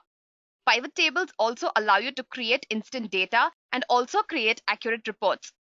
So now that you're aware of what are Excel pivot tables, let's move on and see how you can actually prepare the data in order to create them. Before you actually start creating a pivot table, you will need to jot down the data for which you intend to create tables. So in order to create a table for this purpose, keep the following points in mind. The data must be arranged into rows and columns. The first row should have a short and a unique heading for every column. Columns should hold only a single type of data, and the rows should contain the data for a single recording. There should be no blank rows or completely blank columns. Also, keep in mind to separate the table data from other data that is present on your sheet. So for example, let me jump on to my Excel sheet and show you all the data that I've created. Okay, so as you can see on the screen, I've created a table that holds different information regarding the sales of fruits in different cities by various individuals along with its amount. There are no empty rows or columns in the table, and the first row has unique names for every column, that is the order ID, the date, name, etc. Also, please make a note that the columns contain the same type of data, that is for IDs, dates, names, etc. So now that our data is ready, let's move on and see how to create pivot tables using this data. So in order to create pivot tables for your data, all you have to do is select the data and then from the Insert tab, select Pivot Tables option. Okay, so now let me jump on to Excel and show you all how to do this. Okay, so the first thing that I'm going to do over here is select this data. And then from this Insert tab, I'll click on Pivot Tables. So as you can see, it shows me the range that I've selected. And also I have two options over here, that is New Workbook or the existing worksheet. So what I'm going to choose is the existing worksheet. And then I'll select some cell as the location of this. And then I'll click on OK. Okay, so as you can see over here, an empty pivot table has been created for my data. Also, as you can see over here, a pivot table fields pane has opened, using which I can manipulate the data of my pivot tables. So this pane basically provides four options, that is filters, columns, rows, and the values. Filters allow you to filter out the data based on some criteria. Columns will represent the fields that you want to place in the columns, and similarly, rows will represent the fields that you want to replace in the rows. The values field can be used only for figures that are present in the table. Also, as you can notice over here, all the fields that are present in your table will be represented as a list in the Pivot Tables field pane. So now, in case you want to add any of these fields to these categories, all you have to do is select that field and drag it down to the area where you want to place it. So I'll just place the names in rows and I'll place the items in the columns. Also, I'll place the amount in the values section and I'll place city to be the filters. So I hope everyone's clear with this. So as you can see over here, a pivot table has been created. So this basically is a two-dimensional pivot table with the rows being the vendor names and the items as columns. Therefore, this table shows what each vendor has sold and the amount obtained by each of them. The final column shows the amount of each vendor and the last row shows the total amount for each item. So I hope everyone's clear till here. Now if you wish to create a one-dimensional pivot table, all you have to do is either keep the columns or the rows. So what I'm going to do is just remove the columns. So as you can see over here, I have a one-dimensional pivot table that has been created. So now let me put items back to columns. So now let's move on and see how you can filter the data that you require. In case you want to filter out the data of some particular city, so as you can see on the screen, I've chosen the city field to be the base for the filters area. Now, in case I want to filter out the statistics for some city, all I have to do is open up this drop-down menu and then select the city that I wish to see. So I'll just select Texas and I'll click on OK. So as you can see, all the data for Texas has been retrieved. So what if you want to change some field present in the pivot table? In order to change the fields present in your pivot tables, all you have to do is drag and drop the fields that you wish to see in any of these 4 areas. So in case I want to change the rows from the names of vendors to items, all I have to do is drag this names back to this list area over here and drag the items to the rows. Okay, so as you can see, accordingly, my pivot table has changed. Okay, so this is a very important feature of pivot tables, which is pivot tables are dynamic unlike normal tables. So let me just select all cities and then I'll click on OK. So as you can see over here, I have a one-dimensional table that has row labels as the item names and the sum of amount that is shown for each of these items. So now, in case you want to add something in the columns area, all you have to do is drag that field and put it in this columns area over here. So as you can see over here, I have all the items mapped according to the quantities and the grand total of each of them. So in case you want to filter out the cities, like I've already told you all before, open up this drop-down menu and select the city of your choice, then click on OK. So I hope everyone's clear with this. So now moving on towards something very interesting, which is the details of these pivot tables. So in the previous example, you've seen the total amount received by selling the items in each of these cities. In case you want to see the details for each of these statistics displayed, all you have to do is double-click on any of the desired statistic, and then you'll be able to see a new sheet that's created where you will have the details of the table outputs. So let me get back to Excel to show this to you all. So in case I want to see more details about this grand total for apples over here, all I have to do is double-click on the same, and a new sheet will be created for me over here.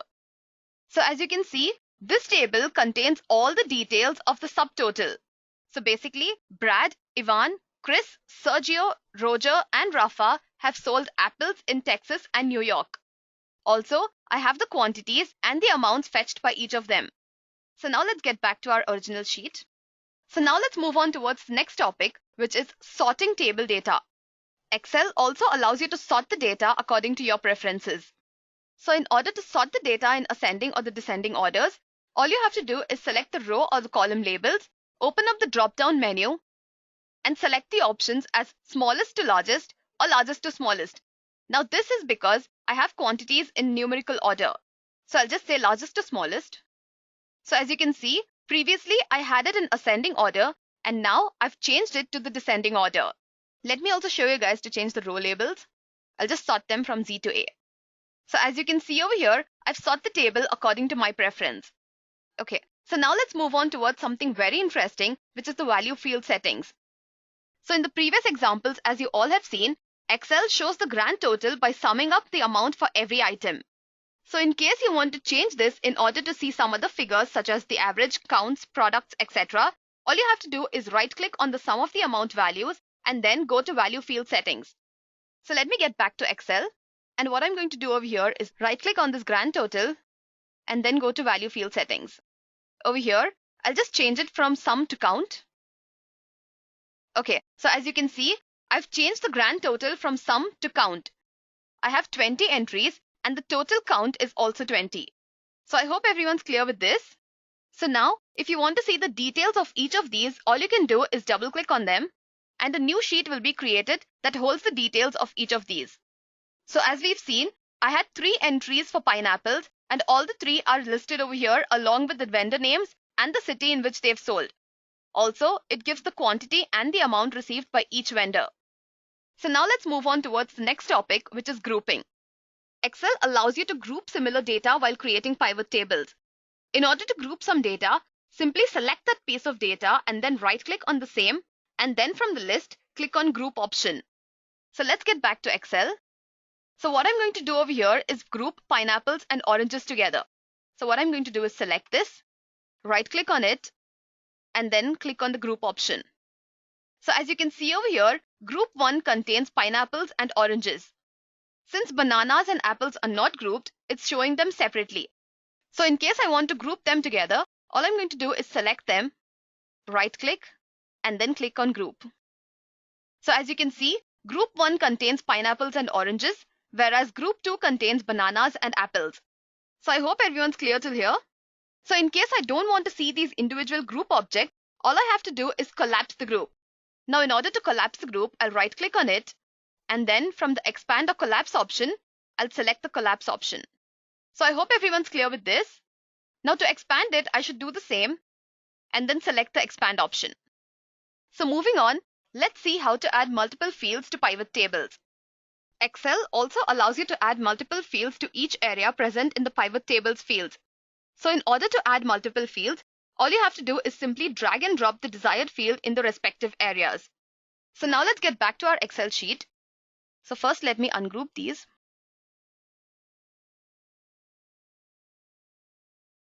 Okay, so what I'm going to do over here is first open up the pivot tables field pane. And to do that, I'll just right click anywhere on this table and I'll click on the show field list command. Let me just increase the size of this.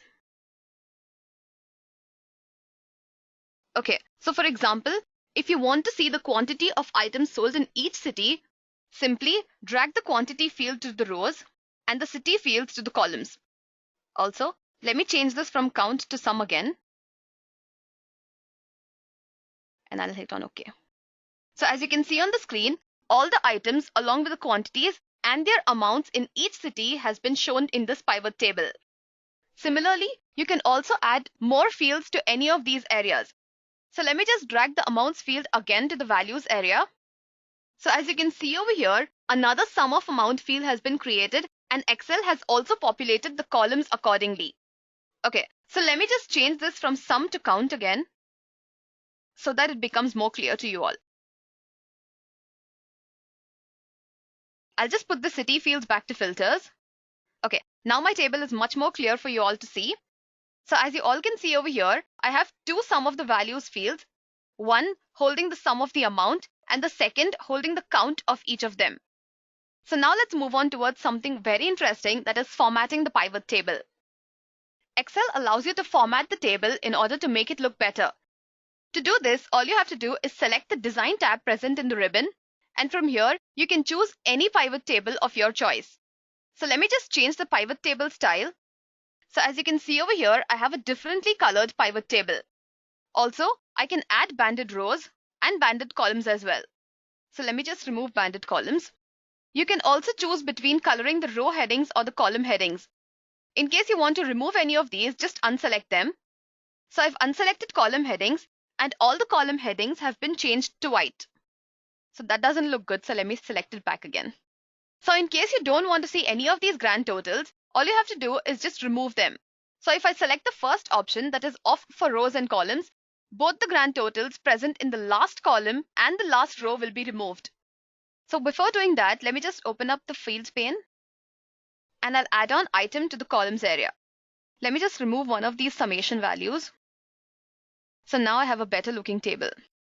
I'll just change this from quantity to the names of the vendors. I think that should look better. Okay. So now what I'm going to do is remove the grand total present in the last column and the last row. So I'll just go to grand totals, off for rows and columns. So as you can see, both the last column and the last row have been deleted. Now in case I want to see only one of this, what I'm going to do is select either on for rows only or on for columns only. So let me select it for the columns. So as you can see over here, the grand total has been shown for all these columns.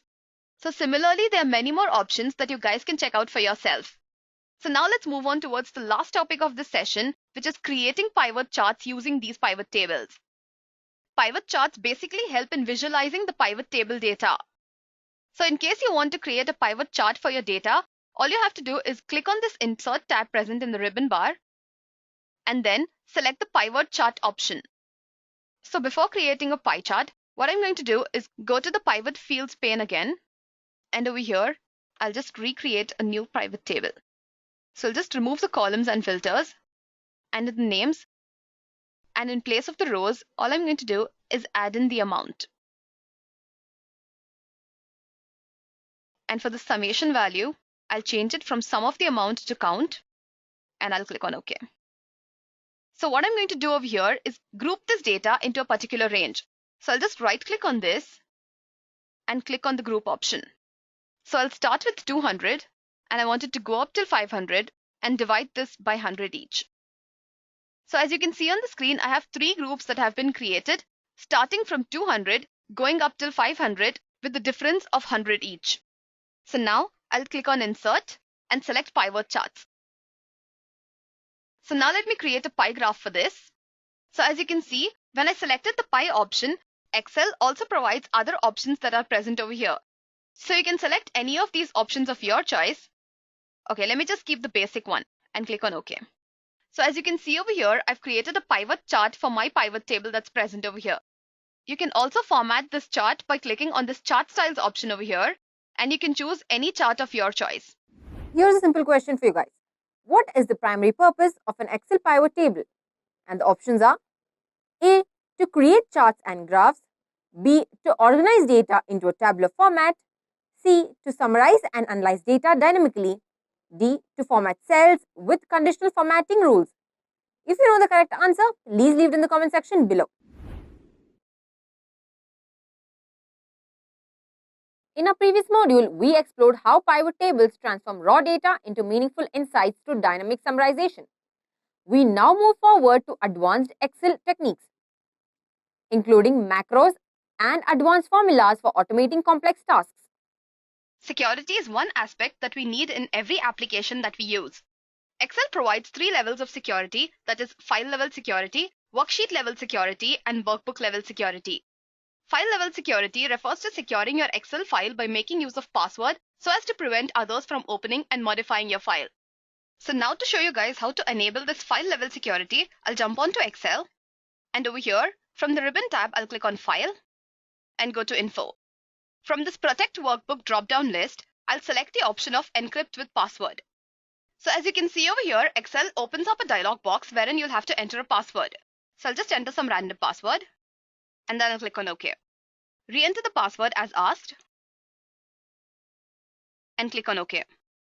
So as you can see over here, it says that a password is required to open up this workbook. Now what I'm going to do is just save this and I'll close this file. So now if I try to access this file, Excel will ask me to enter a password. So I'll just open the file again.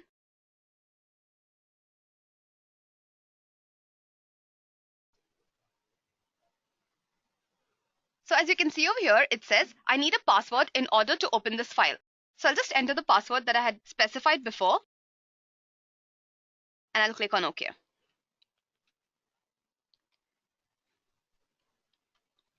Okay, so as you can see over here, the file is now open. So there are a few things that you guys have to remember when it comes to passwords. Do not forget your password, as there's no password recovery available in Excel. No restrictions are levied, but Excel passwords are case sensitive. Avoid distributing password protected files with sensitive information such as bank details, and protecting a file with a password will not necessarily protect malicious activities.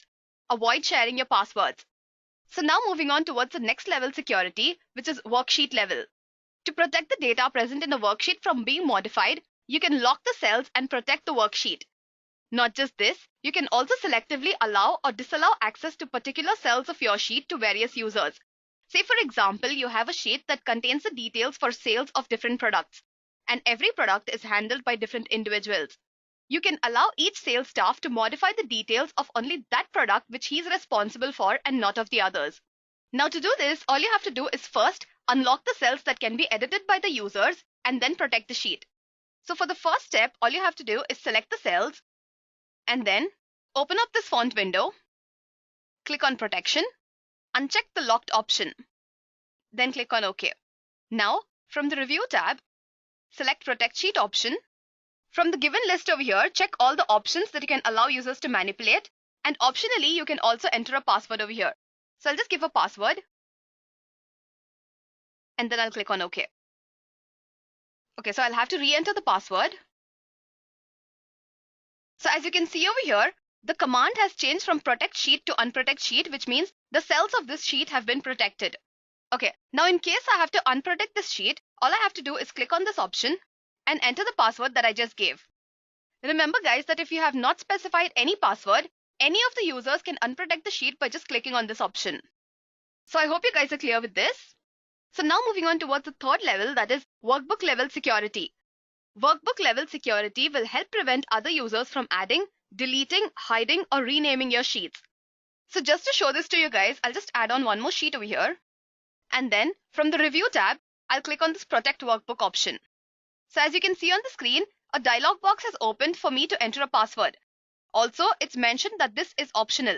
So if you do not specify any password, any user who wants to unprotect the sheet will just have to click on the Protect Workbook command again.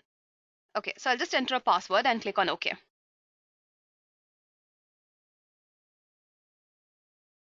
So as you can see over here, I've protected my sheet, and when I right click on any of these sheets, all the options such as insert, delete, rename, move or copy, tab color, hide and unhide have been unselected, which means I cannot do this anymore. Also, you can see that this protect workbook command has been highlighted, which means that this workbook has been protected. Now, in case you have to unprotect this workbook, all you have to do is click on this command and re-enter the password that you've just given. So I hope you guys are clear with this. So now moving on towards the next topic of this session, which is MS Excel themes. Excel provides a number of document themes to help you create formal documents. Using these themes, it will be very easy for you to harmonize different fonts, colors, or graphics. You also have an option to either change the complete theme or just the colors, fonts, etc. according to your choice. So using the MS Excel themes, you can make use of standard colored themes, create your theme, modify the fonts of themes, change effects, and also save your customized themes. So now let's get back to Excel and see how this works. Themes will be present in this Page Layout tab. So I'll click on Page Layout, and from here, to change the color of this theme, I'll just open up the colors drop-down list and I'll select some different color. As you can see over here, the color of this chart has changed. Now, in case you want to customize your own colors, all you have to do is open this drop-down list and click on this Customize Colors option. From here, you can choose any color of your choice. So as you can see, all the changes you make will be reflected over here. So in case I want to change the color of the links, I'll change it to red. So I hope you can see this. The color of the links over here has changed. So in case I have any links in my Excel sheet, it will be reflected in this red color. Not just this, you also have an option called as More Colors, using which you can customize your own colors. Once you're done with that, just click on OK, and you will see the changes are reflected in this sample pane over here. Excel also allows you to save your theme. So just give some name to your theme. I'll say Theme 1, and I'll click on Save. So I hope you guys are clear with this. So now coming towards fonts. Just like how you could change the theme colors, Excel also allows you to change the fonts. Now to do this, just go to the Page Layout tab again and open up the Fonts drop-down list. From here, you can choose any font of your choice. Not just this, you can also customize your own fonts for the headings and the body. I'll choose some random fonts over here. And then I'll save it with some name. I'll say Font Style 1. And I'll click on Save. Okay, so as you can see on the screen, the fonts have changed accordingly. Apart from all this, Excel also provides a huge set of theme effects such as lines, shadows, reflections, etc. that you can add on. To add effects, all you have to do is open up this Effects drop-down list present in Page Layout and choose any effect of your choice. So one final thing that I want to tell you guys is, you can also save your customized theme. To save your current theme, click on the Themes list over here and then click on the Save Current Theme option. Please make a note that the theme you save will be saved in the Document Themes folder of your local drive in the .thmx format. Once you're done with that, just click on Save. For now, I'll just cancel this.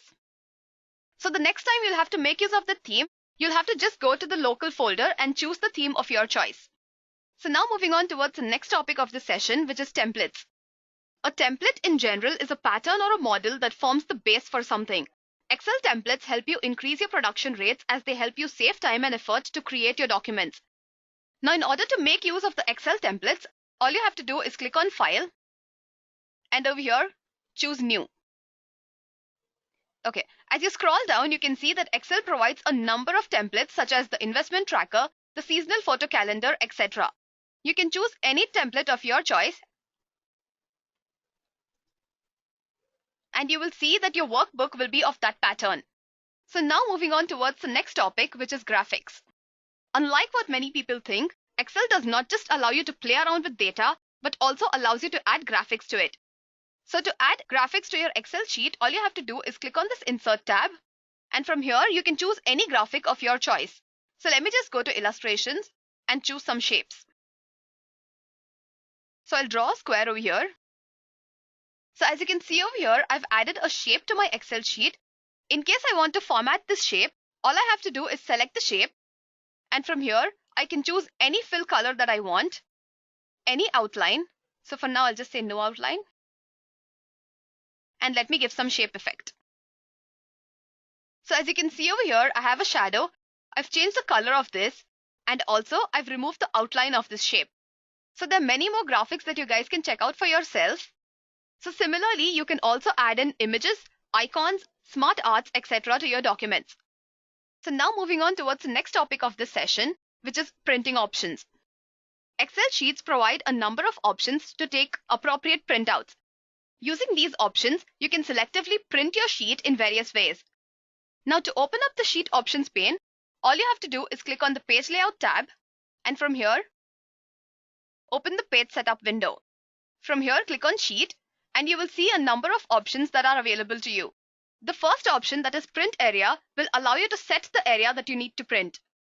The second option will allow you to set the rows and columns title to appear at the top and towards the left respectively. When you check the Grid Lines option, grid lines will be added to the printout. Black and white will print the document as black and white or in monochrome. The Draft Quality option will allow you to print the sheet using the printer's draft quality, and the row and column headings will allow you to print the row and column headings. So the next area deals with the page order. Down then over will print the down pages first, followed by the right pages, and over then down will print the right pages first and then the down pages. Not just this, the Page Setup tab also has margins. The unprinted regions along the top down and the left-right sides are referred to as margins. All MS Excel pages have a border, and if you have selected some border for one page, then the border will be applied to all the pages. That is, you cannot have different margins for each page. So as you can see over here, you can also configure the margin values. So now coming towards the headers and footers. Headers and footers are used to provide some information at the top and at the bottom of a page. A new workbook does not have a header or a footer.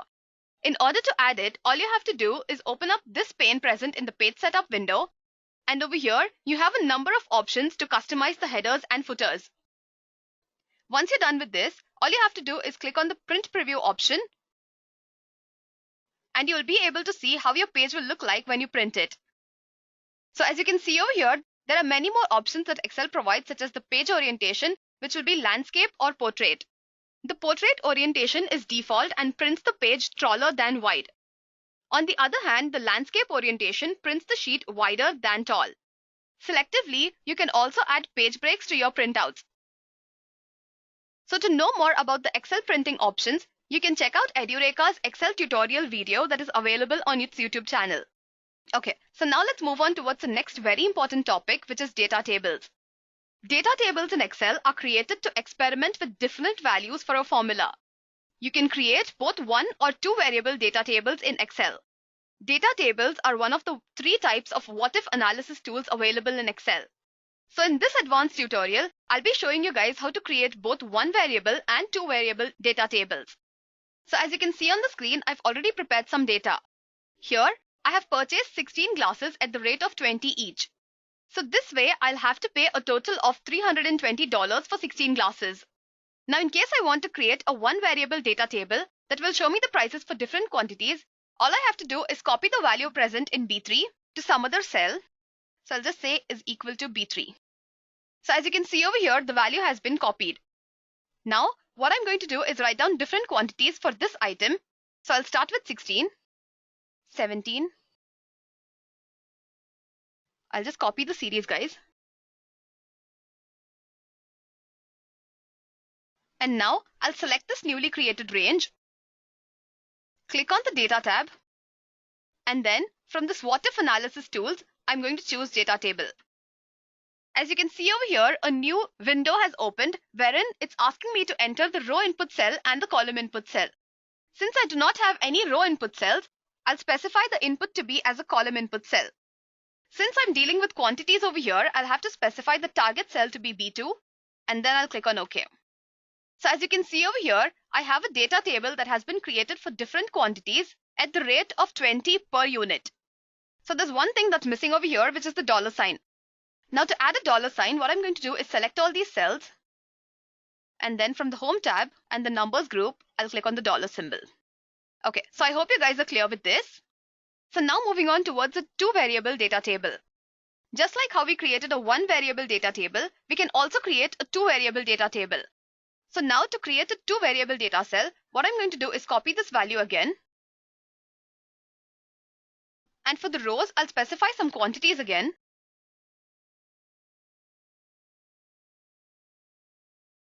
And for the columns, I'll specify different price ranges. So once this is done, I'll have to select the range just like before, click on the Data tab, and from the What If Analysis tools, select Data Table. So now, since I have both row input as well as column input, my row input target cell will be B1 and the column input target cell will be B2. And now I'll click on OK. So as you can see over here, a data table has been created for two variable values. Now to add the dollar sign, I'll just select all these cells, click on the Home tab, and select the dollar symbol. So I hope you guys are clear with this. So now moving on towards the next topic, which is charts.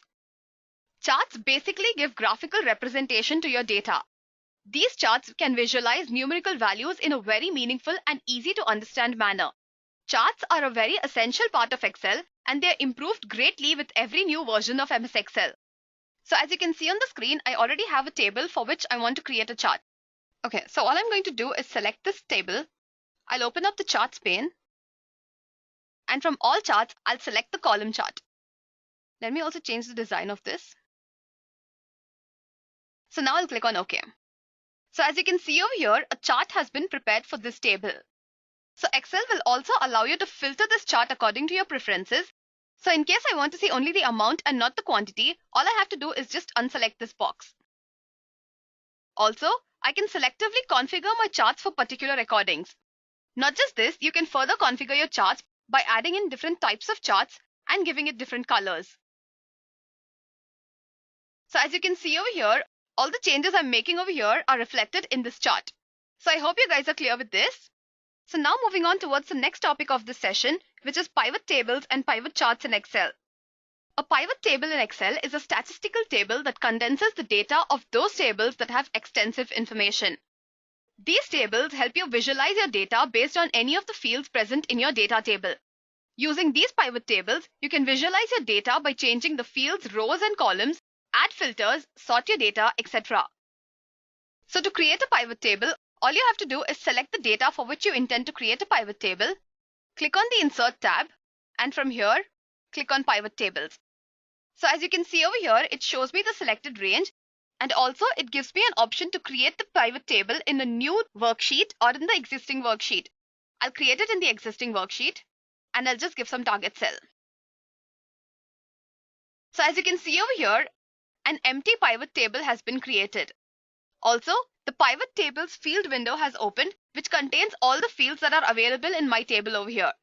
Now, in case I want to add any of these fields to the columns, rows, values, and filters, all I have to do is drag and drop it in that area. So what I'm going to do is add in the amounts and values. I'll keep city as the filters, name of the vendors in rows, and the name of the item as columns.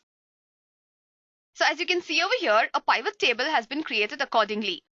So in case I want to interchange between the row labels and the column labels, all I have to do is drag and drop those fields in the required places. Okay, so as you can see over here, my pivot table changes when I change these fields.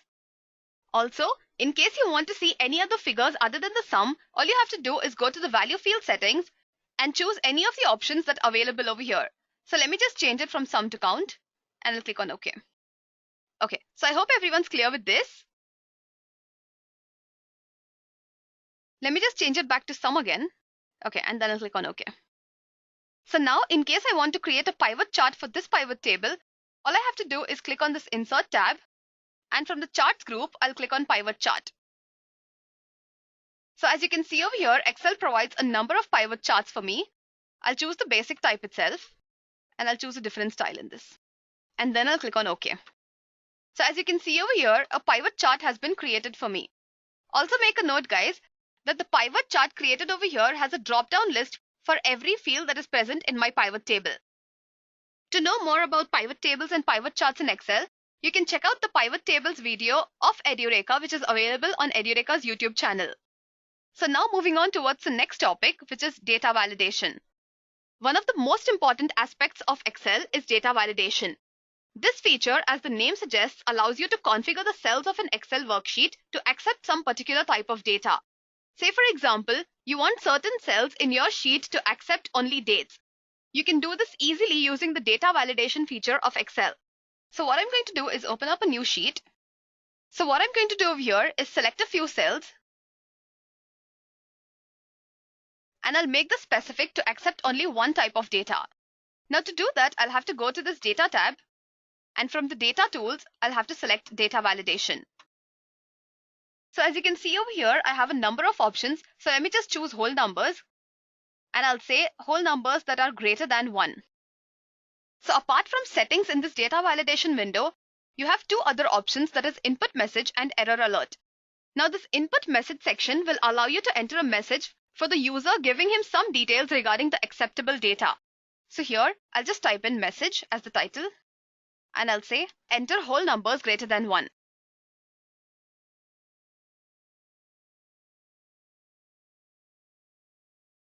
Okay, let me just copy this and I'll tell you why. And I'll paste the same as an error message. And with little modification, I'll just say please over here. Okay, the error message section will basically inform the user that he has made some mistake in giving the desired input. So let me just give the title as caution, and I'll click on OK. So now, if you select any of these cells, you will first see a message asking the user to enter whole numbers that are greater than 1. So in case if I enter a value, say 10, it has accepted this value. Now, let me enter a different value and see what happens. So now let me enter some decimal value and see what happens. So I'll say 2.1. As you can see over here, a new window has opened with caution as its title, and it says, please enter whole numbers that are greater than 1. So I hope you guys are clear with this. So now moving on towards the next topic, which is data filtering. Filtering data refers to fetching some particular data that meets some given criteria. So as you can see on the screen, I've already prepared a table. Now in case I want to filter out data only for Washington City, all I have to do is select this column, and from this data tab, I'll have to select this filter option. So as you can see over here, once I've selected this option, I have a drop-down list that has been created over here. When I open this drop-down list, you can see over here that all the cities have been selected. So I'll just unselect this and I'll just select Washington. And now I'll click on OK. So as you can see, the data only for Washington City has been filtered out. So here I've applied a filter just to one column. In case I want to filter data based on multiple criteria, all I have to do is select those columns, and then I'll have to add filters to them. I'll filter out the data for New York, and the item I'll say should be apples. So as you can see over here, I've filtered out data based on the items as well as the city. So I'll just undo the changes. So now let's move on towards the next topic, which is sorting. Data sorting in Excel refers to arranging the data rows on the basis of the data present in the columns. So for example, you can arrange the names from A to Z or arrange numbers from ascending and descending orders. So for the same table that I've taken previously, in case I want to sort the names from A to Z, all I have to do is select this name column, and from the data tab, I'll have to choose the sort command. So as you can see over here, it has opened up a window asking me if I want to expand the selection or continue with the current selection. If I expand the selection, it will select the complete table, and if I have to sort based only on the current selection, all I have to do is select the second option and click on sort. Over here, next, it will open another window wherein you can add levels, delete levels, or even copy levels. So what I'm going to do is sort from A to Z, and the column will be C. Since I've chosen just one column, it's going to show only one column in the drop-down list over here, and then I'll click on OK. So as you can see over here, the names have been arranged from A to Z. So there's one mistake that I made over here.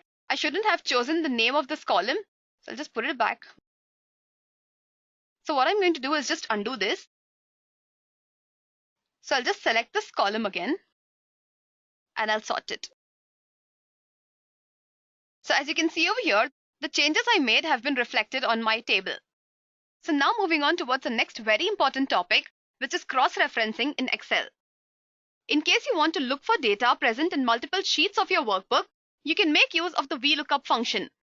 The VLOOKUP function in Excel can be used to bring forth required data from different spreadsheets as well. However, if you do not have the knowledge of this VLOOKUP function, you can refer to the VLOOKUP in Excel video of Edureka present on Edureka's YouTube channel. So as you can see on the screen, I've already created a table with the names of employees along with their IDs, designations, and the salaries. However, the salary column is not filled and the data for this is present in another sheet. So as you can see over here, my original table is present in sheet 7 and the data is present in sheet 8. Now what I'm going to do is use the VLOOKUP function to fetch the value from sheet 8 to the sheet 7. So over here, the first thing that I'm going to do is type in an equal to sign and I'll write down the VLOOKUP function. Now the first thing that I'll have to do is give in a lookup value. In the first case, the name of the employee is John. So I'll write down John, followed by the table array. Now the table array is present in sheet 8. So I'll just go to the sheet 8 and over here, I'll select this table. Once I'm done with this, I'll have to specify where the salary is present. So in this table, salary is present in the third column. So I'll specify 3. And since I want it to be an exact match, I'll specify the Boolean value as false. Just to remind you guys, if you do not have an idea of the VLOOKUP function and its syntax, please refer to the VLOOKUP in Excel video of Edureka present on YouTube. So once I'm done with this, I'll just execute this function. And as you can see over here, the salary for John has been retrieved. Now, I'll just have to include a dollar symbol. So I'll click on the Home tab. And from here, I'll select the dollar symbol. So as you can see over here, the salary of John has been retrieved as $1,000. Now, in case I want to retrieve the values for all the other employees, the first thing that I'll have to do is make a small change in this name over here. And instead of giving a name, I'll give the cell reference as the lookup value. So what I'm going to do is just delete this. And now I'll specify the lookup value to be as this target cell. Table array is present in sheet 8. Column will be 3. And it'll be false for an exact match. So as you can see over here, the value is still retrieved when I specified the cell address as the target lookup value. Now what I'm going to do is copy this for all the other employees. So as you can see over here, my table has been completed. Now moving on towards a very important topic, that is macros. Macros are a must to be learned in Excel. Using these macros, you can automate the tasks that you perform regularly by just recording them as a macro. A macro in Excel is basically an action or a set of them that can be performed again and again automatically. So in order to record a macro, all you have to do is click on this View tab. And from here, select Macros. From this drop-down list, click on Record Macro and give a name to this. I'll keep it as Macro 1. Also, you can specify a shortcut key for this macro. For now, I'm not going to give any shortcut key and I'll just click on OK. So now, Excel is going to record all the tasks that you perform. Be careful to record the exact tasks. So in this table, the first thing that I'm going to do is sort the names from A to Z. So to do that, I'll have to click on Data and select the Sort option.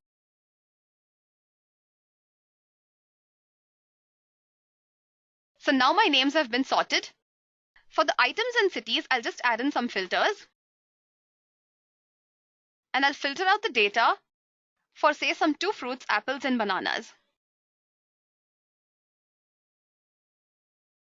Cities, I'll keep it as New York and Chicago. So as you can see over here, I sorted the data. I filtered the items and the cities. So now I'll just create a chart for this. So I'll just select this data. I'll open up charts. And then I'll click on OK. So basically, the first thing I did was sorting, then filtering, and then creating a chart for the filtered data. So if this is the final task that I have to automate, all I have to do is get back to this View tab. And from this macros drop-down list, I'll have to stop recording. You can also see all the macros that you've recorded from this View Macros option that is present over here. And in case you want to run any of the macros, just open the macros pane, select any macro that you've already recorded and click on Run. So I hope everyone's clear till here. Now moving on towards the last topic of this session, which is language translation. Excel brilliantly allows users to translate the data into different languages. It can auto-detect the language present in your data and then convert it into desired languages that is present in Excel's list of languages. So now just to show this to you guys, what I'm going to do is open up a new sheet. And over here, I'll just type in Hello World. Now, I'll open the Review tab.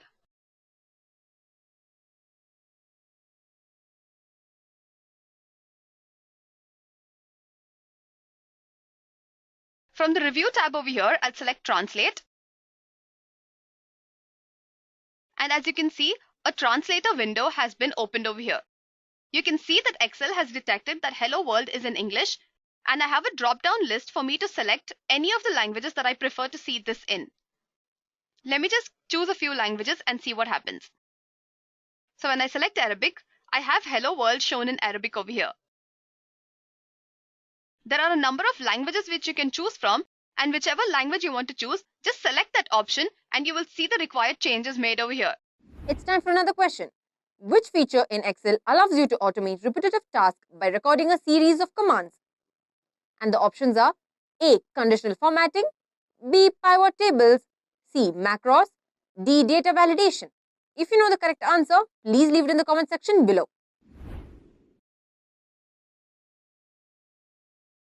Previously, we covered advanced Excel topics. Next, in Excel versus Tableau, we will be comparing the data visualization capabilities and analytic strength of these powerful tools. Introduction to the various tools that are available. Now, firstly, let us understand what is a spreadsheet tool. Now, Excel is a spreadsheet tool, whereas Tableau is a data visualization tool. Now, in a spreadsheet tool like Microsoft Excel, here the data is represented in rows and columns, and the data is then fed into different cells. Operations and manipulation with the data can be performed by various formulas or even manipulating techniques to change the data into your desired form. The data manipulated can then be converted into various forms like graphs or charts with the help of the tool like Microsoft Excel. So that is what a spreadsheet tool really does. Let's move ahead and understand what is a data visualization tool. Okay, now these tools are able to represent the data in, a pictorial or graphical form to give you various patterns, differences, relationships between the data. All of that can really happen in data visualization tools. Tableau is a data visualization tool. Also, these tools help you connect to third-party tools to receive data. So you can receive data from external sources. That is what is the biggest advantage of softwares like Tableau. It also graphically represents the data and also helps the user with simple drag and drop features to explore the data and its pictorial representations extremely freely. So Tableau has a great graphical user interface that really helps the user, play with data and understand the data in a much better form. Now that we know what a spreadsheet tool is and data visualization tool is, let's move ahead and understand what is Microsoft Excel. So Microsoft Excel is a very helpful and powerful program for data analysis and also you could say for documentation. It is basically a spreadsheet program which really contains various numbers of rows and columns, and where each intersection of a column and a row is called cell. So if you have row 1 and column 1, the intersection between these two is called a cell. Now each cell contains one point of data or one piece of information. So each of this cell you can fill in information. For example, if we have a column of date of birth, so the first row will be of a particular person's name. So you can fill a particular piece of information. That is, you can fill the date of birth of only that person in one cell. Okay. So I hope cells and rows and columns are clear. Now, by organizing the information in this particular way, that is in cells and rows, you can really make information easier to find and automatically draw information from changing data. So that's what really Excel is used for. It helps in finding information easily. You can arrange data easily and then eventually find also data easily in the form of columns and rows. So now that we know what is Excel, let's move ahead and understand what is Tableau. Now, Tableau, as we've already discussed, is a very powerful data visualization tool mainly used in the business intelligence to create customized dashboards or reports that they like to. So this tool is not really only for technical professionals, even non-technical professionals can use it. Data analysis is very fast with Tableau tool, and the visualizations that are created are in the form of either, as I've already mentioned, dashboards, worksheets, or reports. Now, the biggest thing of Tableau software is that it doesn't require any kind of technical or any kind of programming skills to operate it. All you have to do is you have to build some interest and really look and see how it works. And people from all kinds of backgrounds, like all kind of sectors, such as business, researchers, different industries, can work on the software really easily. That's the biggest advantage. So now that we know what is Tableau, we'll go ahead and check out the difference between Excel and Tableau. First, let us check out the meaning of both of these. As I've already mentioned, Excel is a spreadsheet software that displays the data in a tabular format. In Excel, the data is stored in cells. We've already discussed this. And the data can be easily manipulated by manually set formulas. You have to know these formulas, then you can really play around with your data. And one of the advantages of Microsoft Excel is that it is a great tool for visualization too. You can really use graph charts or presentations to highlight a particular insight or data set in your Excel. On the other hand, Tableau is obviously the most powerful data visualization tool that is currently available in the market today. It helps in viewing your data graphically, and it also quickly spots patterns, trends, or correlations between data points. It also grants users to combine various kinds of dashboards in Tableau and charts that really facilitate, interactive analysis between your data. And because of Tableau, one can save a lot of time if one transfers a pre-designed Excel dashboard in Tableau. Here you can update new content and update new visuals. That's another advantage. As I've already said, you can pull your data from external sources. And it also has a very user-friendly functionality, that is drag and drop features, drop down menus, and it really allows users to explore data more freely and more effectively. Now that we know what is Excel and Tableau, let's understand its automation functionality. So the automation functionality helps businesses in getting up-to-date data to make very huge decisions or critical decisions in their organization. Here, both Tableau and Excel have great features to really work with such live data from multiple sources. Excel here allows you to refresh an Excel worksheet automatically. It involves some manual programming processes, that is, you can create macros. It helps you also to automatically update the worksheets data whenever you open the file. You can really also create simple macros using Excel's Power Pivot and macro recorder tools. Now, if you want to create advanced macros or, manipulate the existing ones, then you will have to have some basic knowledge of Visual Basic application. Now, when you create your macros for the very first time, it may be really time consuming, but once you create it, it will really reduce the time it takes to complete repetitive tasks in a longer run. On the other hand, we have Tableau, which is a little more intuitive with creating processes and calculations. Now, for example, if we need to type the formula once, after that, it will be stored as a field and applied to all the rows referencing to that particular source. So in this way, Tableau really allows you to create an application for the recurring processes. Other than that, you can also create custom formulas in Tableau, but you will not find the custom formula feature in Excel's Power Pivot table. Next, we have data visualizations. So visualization is definitely one of the most important point between the comparison between Excel and Tableau. Visualization is the process to highlight the most important data in your given data set, right?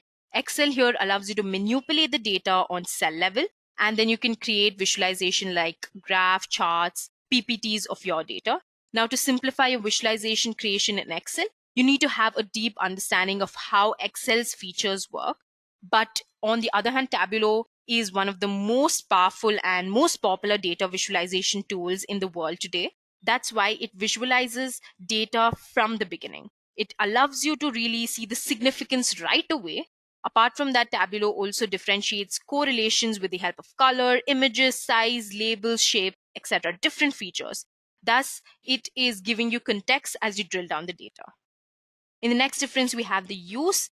Now, there are different uses of Excel, like it stores the data, it manipulates the data using various operations. It also stores the data in the spreadsheets using cells. We've already talked about that. But you can organize the data into the cell in your preference. That is one big advantage. Now, apart from that, you can also use Excel to represent the data in a very eye-catching manner.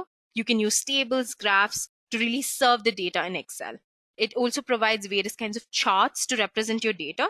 On the other hand, the primary use of Tableau is visualization, that is data visualization. And as we all know, it is one of the best in the markets. It also offers the best user-friendly interface that allows various users to perform data visualization tasks effectively. And the best part of Tableau, as we've already discussed, it can integrate with other software and tools to get raw data. And once you get the data from external sources, you can just visualize it the way you'd like to. Next, we'll be talking about data discovery. So data discovery is really helpful in businesses, right? So if you discover something from your data, you can make future predictions, and it will eventually help the organization to find some insights about it. But the ability to discover data entirely differs in Excel and Tableau. Excel may definitely not be an option for data discovery. While working in Excel, you must have an idea that the data should really help you find the critical insights. But Excel is having an advantage that it saves data in a tabular form. So it really helps you map out your path to insight. And it does that with the help of building formulas, visualizations, and information analyzing. But the sad part about Excel is the entire process causes that problem of drilling down into the data less flexible. Thus, it makes it really hard to explore information in a granular level. On the other hand, Tableau is the best software for data discovery. It helps you explore your data very freely. You need not sometimes know the answer you want ahead of time. It really has built-in drill down and data blending features, and with the help of these features, you're really able to spot some relationships and trends in your data, that is patterns in your data. And in the end, you can dig down to understand the causes of whatever you are working with, that is the data that you're working with in Tableau. The next difference is in terms of business. So businesses usually use the Excel to produce quick on and off reports, right? Now, because it is really easy to generate the report in Excel, so Excel really offers the spreadsheet where the analyst can put the data and then eventually manipulate the data according to his functions or formulas. And then he can finally create the report in the shortest time without having any coding knowledge. But on the other hand, Tableau, you can really get insights from data. It offers the self-service function that would pull the insights of the data. The analyst here can really use Tableau to get insight from raw data. Most of the time, Tableau automatically imports the data from various sources. Applications. So where is Excel widely used? It's used by data analysts, developers, and also in the process of explore, transform, and load. It really provides the functionality to data analytics in performing the various tasks daily.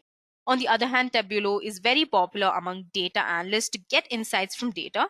Apart from that, it can also be used by data scientists to perform some insight operations on data. And as I've already mentioned before, non-technical users can also work on these softwares. It's not really that hard. So what are their specialities? Excel is definitely best for data manipulations and descriptive statistics. It is used by data analysts very often to perform such manipulations and statistical performance that you will need from your data. On the other hand, Tableau is best to visualize any size of data without any issues. Okay. Apart from that, it is also helpful to store a very large amount of data. In Excel, there is a limitation though to store the data. Integration. So I'm sure you must be aware of the integration part. Excel offers integration functionality to users. You can connect Excel to different external sources with the help of some plugins.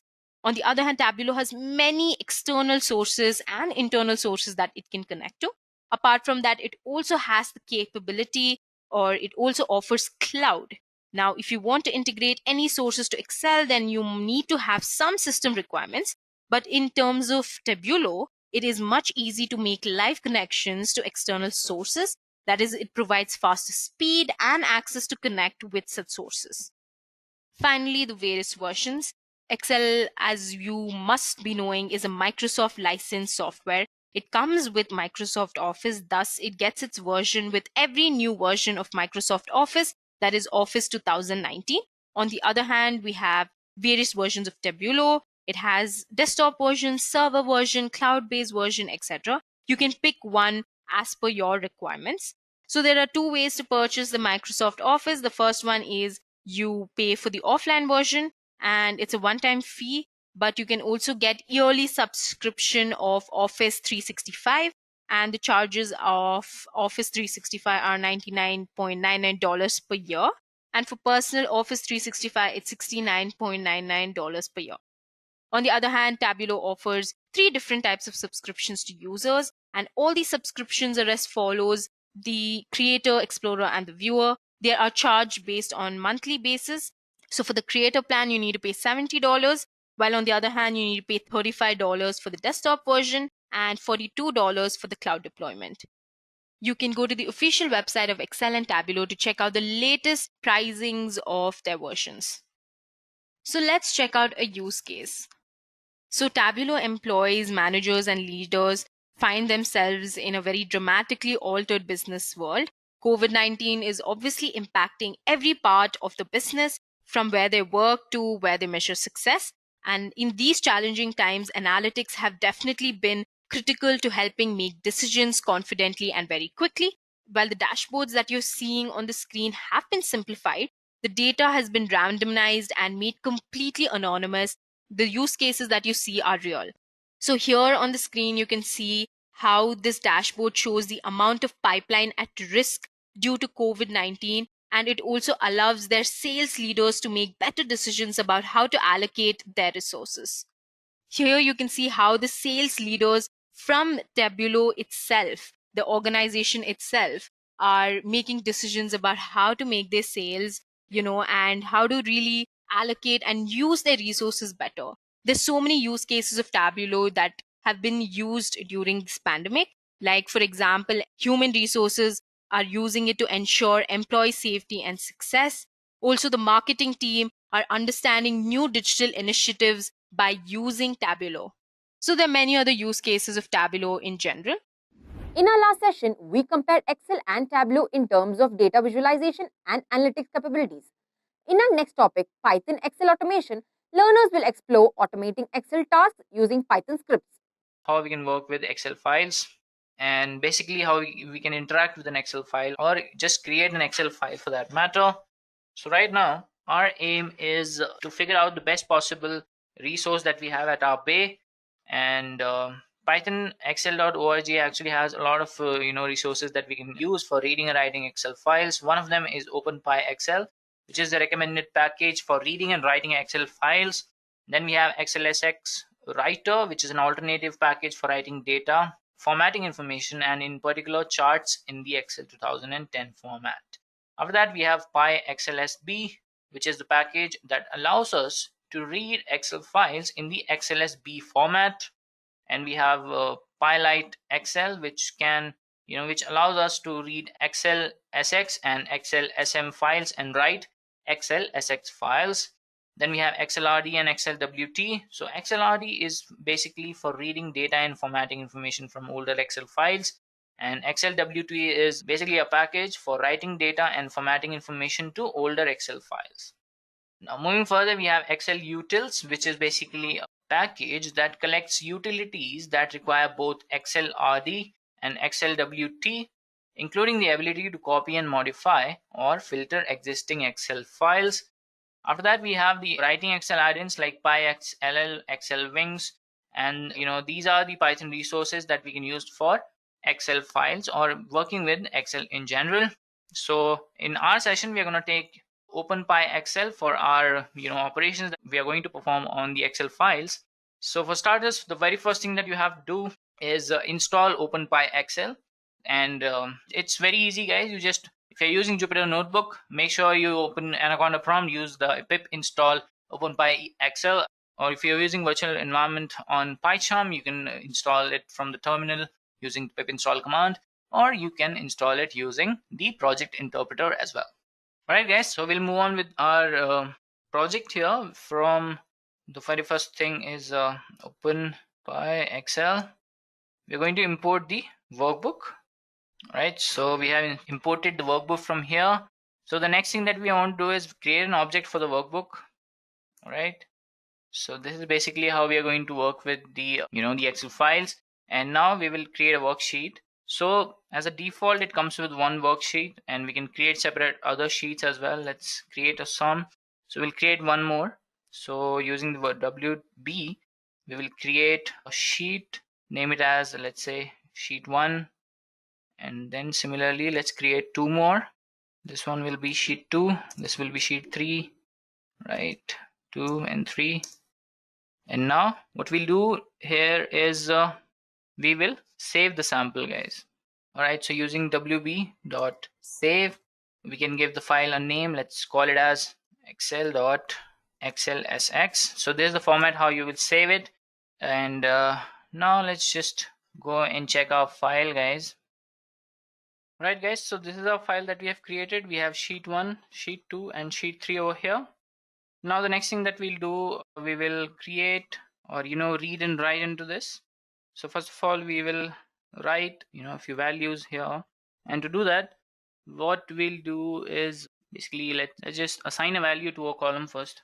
So to do that, let's use column C is equal to WS.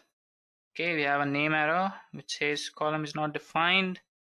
Okay, one second guys, I think I'm making a mistake over here. This doesn't have to be like that. After this, we will assign a value to this. Okay, so we will, let's say, give it a value integer 1, and let's close this, and we will save it now. Now when I open that file again, so in the sheet 1, okay, this is probably because we have not created the columns yet. And so let's do that. Right, so we do one thing. Okay, so for X in range, let's say 1 to 11, and for Y in range 1 to 11, we will create cells, and rows will be equal to X, and the column will be Y. And now let's try to add that. Okay, so we'll probably have to close this and save it again. Now open the file again. Alright, so let's try to put this into an iterable. Right guys, so before we move further, let's try to append this particular value. So we'll write ws dot append. Right, so now let's close it and let's save it again. Now when we open our file, is there a value there? Alright, so we do have a value over here. Alright, so this look a little bit haphazard, did not really slice the columns properly. So we'll do one thing guys, let's remove this, and now we will create a columns. This is going to be an iterable, and let's have it in the range 0 to 10. And after this, we will add iter column or iter row, you can use as well. So let's say for column in iter column, which will be ws dot iter columns. Now we will have certain parameters here. So we'll take minimum column is equal to 0. We will take maximum column is equal to, let's say, 3, and we will take maximum row is equal to 5. Right, so now in this particular scenario, for each cell in the column, we will append columns here, and we will save it. All right, so it's open, so it won't save now, and we will save it. Okay, so probably we'll have two values there, but since we have executed that particular cell twice, so this is how it looks guys. So for each value, start from 12th row and start from the 0th column, because minimum column was 0. So let's say if I change it to 2 and the maximum column becomes 5, let's see what the change would be. And let's do this in sheet 1 now, so that we'll have a better clarity. Close this, save it again. Now open the Excel file, right? So let's go to sheet 1, and yes, start from the column 1. This A2 goes until the A21, and having all these values until the J. So this is how we can add values inside our Excel sheets using Python OpenPyXL. Now after that, I want to talk about how we can add formulas also. So to do that, let's add a formula in worksheet 1. Where do we want to add it? We want to add it in the A1, right? So we do not have A1 there. Do we have A1 in sheet? We do not have A1. So let's do it in the A2 column. And yes, so the function would be, let's add a summation function over there, and sum would be, let's say, 1 and 6. So execute this, close, save it, and open the file again. Now go to sheet 1, and this value has been changed by using the formula. So similarly, you can add these formulas or anywhere that you want. So this is how you can add formulas. And the next thing that I want to talk about is just a basic function that will help you in beginning while you're working with the Excel sheets, which is merging the cells. I'll tell you how you can merge the cells, and after that we'll talk about how we can unmerge it as well. So we'll use the merge cells method, and over here we probably have to give a slicing condition where we want to slice. So we'll start with A2, and let's merge all the cells until F2. Now close this, and we'll save it again. Now we'll open, go to sheet 1, and as you can see, we have merged the cells from A2 to F2. And how do you unmerge it? It's very easy, guys. You just use the function which is unmerge cells, right? So okay, that's an invalid syntax. We unmerge the cells, close it, and now open again, go to sheet 1, and there you have unmerged all the cells, but the values are also gone. So that is how it works. I have a simple question for you guys. Which Python library is commonly used for manipulating Excel files? And the options are A. Pandas, B. NumPy, C. Matplotlib, and D. SciPy. If you know the correct answer, please leave it in the comment section below.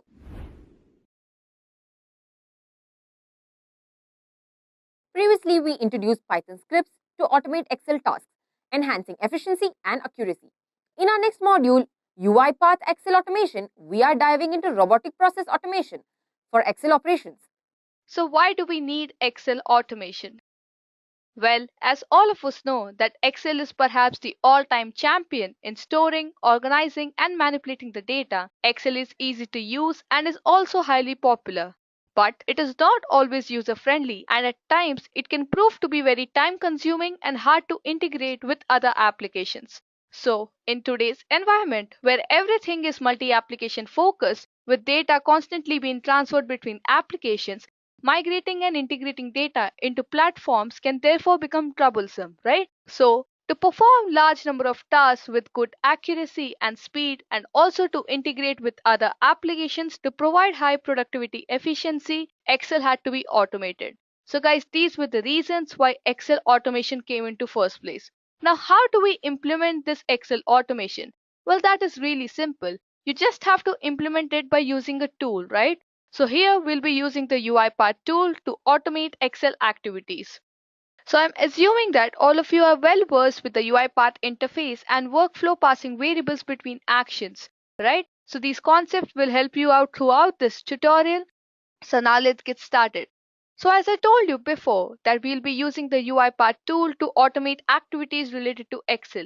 But before that, you have to install the Excel activities in UiPath Studio. So for that, let me show you how you can do that. Alright. So let me just open my UiPath tool and let me show you how that happens. So for that, let me just open this blank project.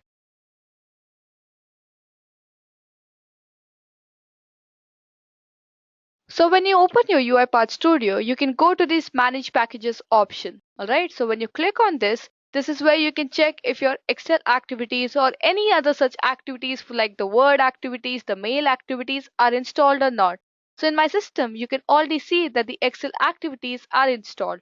Alright? Just in case if Excel activities are not installed on your system, you just have to search in the search bar for Excel activities and click on the install radio button. Alright? So that would automatically install all the packages related to the Excel activities. Now let me just close this. Okay, so now that you know how to install the Excel activities and you know the reason why you should automate the Excel activities, let's move on to a hands-on where we'll be creating an automation to fill a form with UiPath. Alright? So what this automation is going to do is that we're going to have a set of details stored already in a CSV file, and then we'll create a Google form. So when you run this automated task, all the details are fetched from the CSV file and Google form fills automatically. Alright, so is it clear to everyone? Alright, so that's great. So now let's continue with our demo. So to understand this, let's go back to our UiPath tool. Alright, so let me just go back to my UiPath tool. So we already have a blank project created here. So now let's just drag and drop a sequence in the workspace. Alright. So basically sequence is a place where all your activities are performed. So since we're dealing with the Google form here, let's first create a Google form. Alright. So for that, let's go back to our browser. So now let's just create a Google form here. So for that, let's just type in Google for Google Forms. Go to Google Forms. And then let's create a blank Google form. Alright. So let's just say we create an application form. So let's just type in the name as application form and the form description as details of students, right? And then let's start adding questions. So let the first question be the name. All right. Let the second question be mobile number. Let's add one more question, which could be university name. And finally, the email ID. So guys, this is a simple form. Well, you can customize your form as you want. Now let me just send this Google form to anybody, right? So let me just send this Google form to myself. So let's just type in my mail ID. All right, and click on send. Once I click on send, let me just open my mail ID. And then you can see that I've got an application form, right? So let me just open this application form. So the link over here has to be included in your sequence. So let's go back to our UiPath tool. Let's search for an activity named Open Browser. So let's search for Open Browser and then drag and drop it here. Once this is done, in the URL over here, you have to specify the Google Forms link, right? So let's go back to our form, copy it. Let's come back to the UiPath tool, open double quotations, and then paste it over here. All right. Now, after you're done with this, in the do section of your open browser, you have to include a type into to identify the questions of the application form. All right. So for that, let's just search in the activity pane for type into and then drag and drop it here. All right. So if the first question is about full name, so let's just type in the text as full name. And to indicate the element in the browser, you have to first open that application form, right? So let me just open that application form. Go back to the UiPath tool, click on this indicate element browser, and then choose this field, right? So I've chosen this field. So basically, this is the field that it identifies your answer, right? So when the first question is about full name, your answer would be fed here automatically. Similarly, we have to do the same for the next three inputs also, right? So let's just drag three type intos here and then include the text, mobile number, university name, and then email ID. So let me indicate the element inside the browser for mobile number. So let's just open that and let me choose over here. Similarly, let me do it for the university name and also the email ID, right? So let me just open that. All right. So guys, this was the basic step to input all the fields. But here, let's put some test information to check whether it's working or not. All right. So I'll remove this full name and include a name here. Let's say I put a name Sahiti with mobile number. And let me again also include the email ID, right? So let me just do it. All right. So now let's just check if it's working or not. So when you open this form, you can see that after you fill in all the details, you click onto the submit button, right? So we have to automate that movement also. So for that, in the activity pane, we're going to search for a click activity.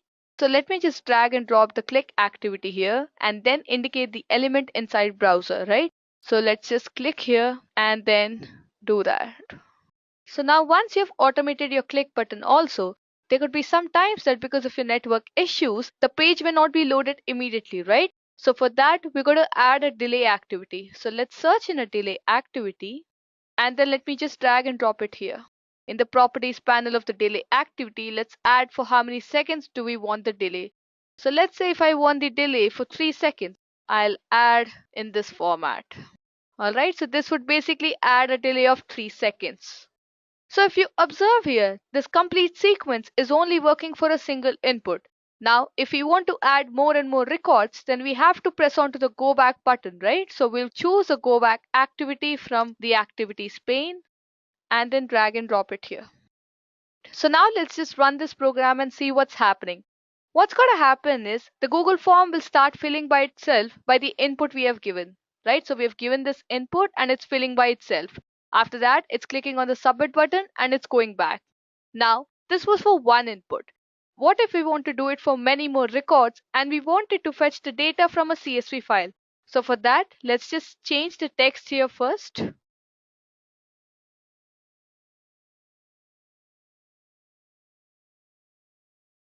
Now to read the data from a CSV file and to repeat these actions again and again, we have to create a flowchart. So for that, let's first create a sequence again. So let's just close this and then go to a new sequence and let's just say we name it as Excel demo. And then let's click on create.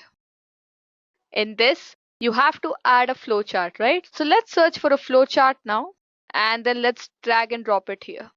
Once you drag and drop a flowchart, let's add a sequence here, right? So let's just search for a sequence and then let's add it here. Now open the sequence and then copy all the activities in this particular sequence and paste it there. So let's just copy all the activities from here and then let's paste it here. So now you have copied all the actions inside this particular sequence to add them into the flowchart.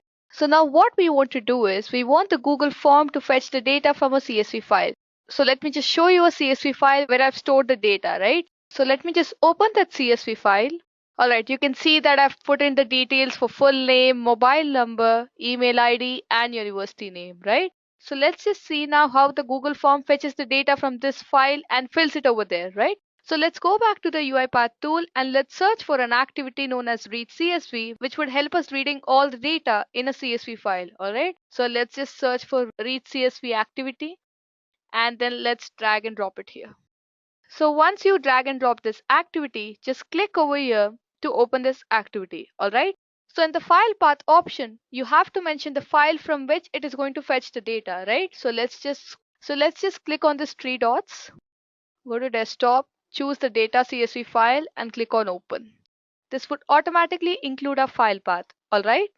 Now our CSV file must have an output format of data table in order to be processed. So for that, we're going to create a variable. So let's just click on create variable, go to table and choose the table name. Let's say I choose the table name as data table and then click on OK.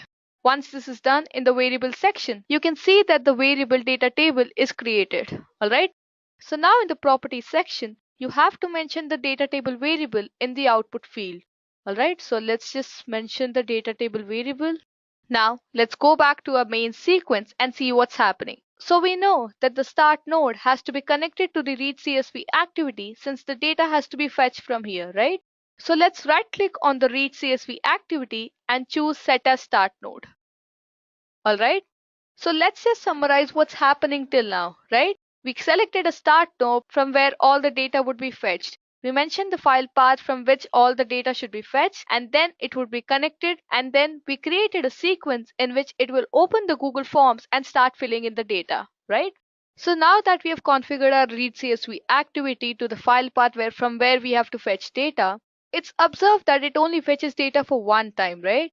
But now if we want to create a loop of iterations of records from our database, What we have to do is you have to drag and drop the for each row activity from the activity pane. So let's just search for each row activity and then let's drag and drop it here. Once you drag and drop it here, double click to view it, and then in this activity you have to mention for each row in a particular data table you want to iterate everything that is present in the body of the loop, right?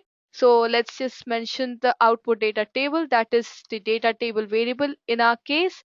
And then let's go back to our main workflow, that is the Excel demo. Over here, let's just right click on this activity and then cut this activity. All right, and then open the sequence activity.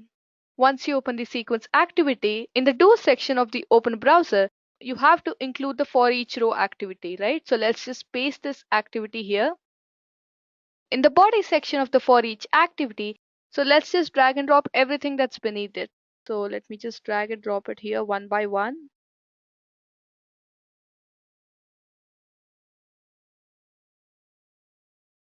And then let me just delete this body section. Now let's just summarize what all is happening in the sequence. Well, the open browser activity is going to open the Google Forms link that we mentioned. After that, it's going to perform everything that is present in the do section of its body, right? So in the do section of its body, we have mentioned that for each row in the data table, that is from the each row in the Excel file, we're going to read data and then give it as input to the Google Forms. All right, so that's what's happening. So now let's go back to our main workflow and then let's connect the read CSV activity to the sequence so that the data can be fetched from the Excel file, right? So let's just connect this activity now and then let's run again.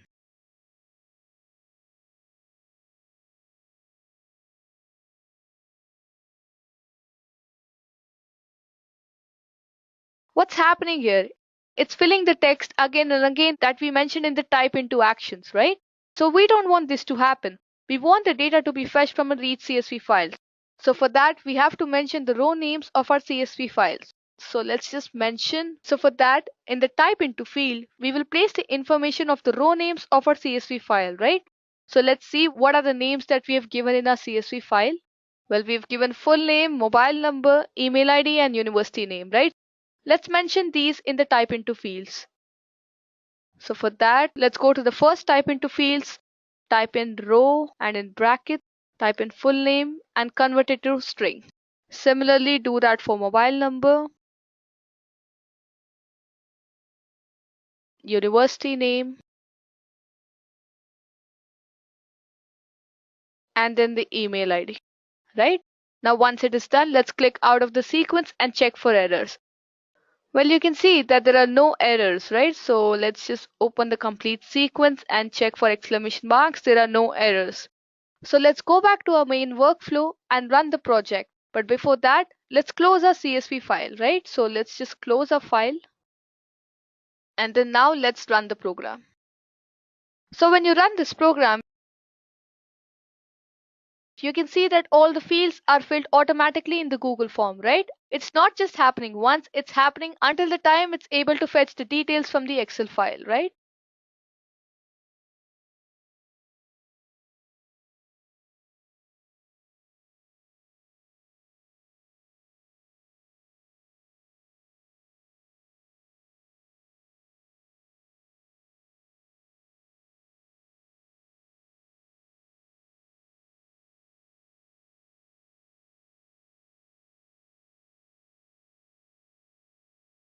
So after the project has run successfully, it will return back to the UiPath tool. So now let's open the Google Forms and see the number of responses, right? So let me just open the Google form. So you can observe all the responses here. So that means our project was successful. So guys, you just saw how a simple Excel activity got just automated. You can implement this at a large scale industry where many hypergrowth companies are using it to automate their tasks to save time, money, and also get their tasks done with high accuracy, right? In our last module, we explored UiPath's capabilities in automating Excel tasks using robotic process automation. The next topic is web and Excel automation, integrating web data with Excel for real-time updates and analysis. Let's go and understand what is RPA. So RPA stands for Robotic Process Automation. You might know Like this stands for robotic process automation. And let's divide these three words into different things and we'll understand what exactly each word refers to. So let's first talk about robotic. So the robot, whenever we say the word robot, right? So it is like we'll assume some kind of physical, hydraulic machines who are doing some kind of work. So this is what we assume. But the robot, which is referred in RPA, is completely different. So the robot, which is referred to RPA here, is kind of a software. Your robot is a software which has capabilities of mimicking human actions. So it is an entity which mimic human actions. Whatever you ask it to do, whatever you perform, it just repeats whatever you say. It copies and repeats whatever a human is doing. So that is what the capability of robot is. So it is an entity which mimics human actions. Mimic here is like copy and paste, kind of copy the human actions and repeat whatever a human has done. That is the robot we have. So then what is a process, right? So what is a process? A process in very layman terms or very simple terms, whatever we do, what are the sequence of steps that we do, which leads to a meaningful activity, right, is a process. For an example, okay, making a tea or a coffee, right? In the layman terms, making a tea and coffee will have a series of steps that we have to perform to do some act, so to get some meaningful product at the end, right? So that is what the process is. That is what the process is. Like if you are following, right? For an example, if at all you want to cook some curry or chapati, and if you are following the process of making a tea, right? So then it is not the end product that we are looking for. It is completely different. So every finished good will have a series of steps that has to be performed, which leads to the product that we are looking for. So that is the process. And everyone who are working in an IT industry, they work for certain business process. The same process in IT industry, we call them as a business process, and everyone will be associated with one or the other business process in IT industry. So we call it as a project, right? So project is nothing but which deals with a specific business process. That is what the process is. And next, what is an automation? Automation, simple thing. Without human intervention, if you are achieving that process, it is an automation. Whatever you do, whatever you are doing, like to do work, okay, to achieve something, instead of you, if someone else do, who are not a human, it is called automation. Any process done by a robot without human intervention is said to be automated. Simple. So if we combine all together, mimicking human actions to perform a sequence of steps. Now we know what is a sequence of steps. A sequence of steps that lead to a meaningful activity, right? So it is a process. So mimicking human actions to perform a process without human intervention is called as robotic process automation. This is a very simple definition, right? One can understand about robotic process automation.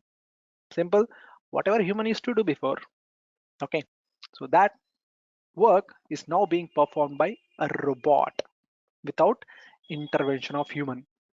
Now you can ask me, okay, what if robot does all the work? So why we need it, right? Why we are here? So not all the process can be automated. So there are defined rules and regulations using which we can pick a process for automation. So we have lot many things to learn so that we understand those kind of processes when we start a course on UiPath, right? So this is in the layman terms, whatever we do, that work, if now a robot does without our human intervention, is said to be a robotic process automation. Now, what is a UiPath, right? So now we understood RPA, okay. Now we understand what is RPA, and then what is a UiPath and what is the relation between RPA and UiPath is what let's understand, right? RPA is a concept, RPA is a technology. okay, which says, okay, how to automate a business process. It's a kind of book which is written, okay, on how to do automation. It's not exactly a book. I'm just giving you as an example. It's just a book which is written on how to do an automation. It's theory. It's a theory. RPA is a theory which will tell us, which will give us the guidelines on how to do an automation. But I told you, right? Robot, which we are talking about, and the very first thing in robotic process automation, I said when I was talking about robot, I said robot is a software, right? But RPA by itself is not software. I told it's a technology. It's a guidelines on how to do automation. Then what is a software? So based on RPA guidelines, whatever it is written on how to do automation, based on those guidelines, there is a product.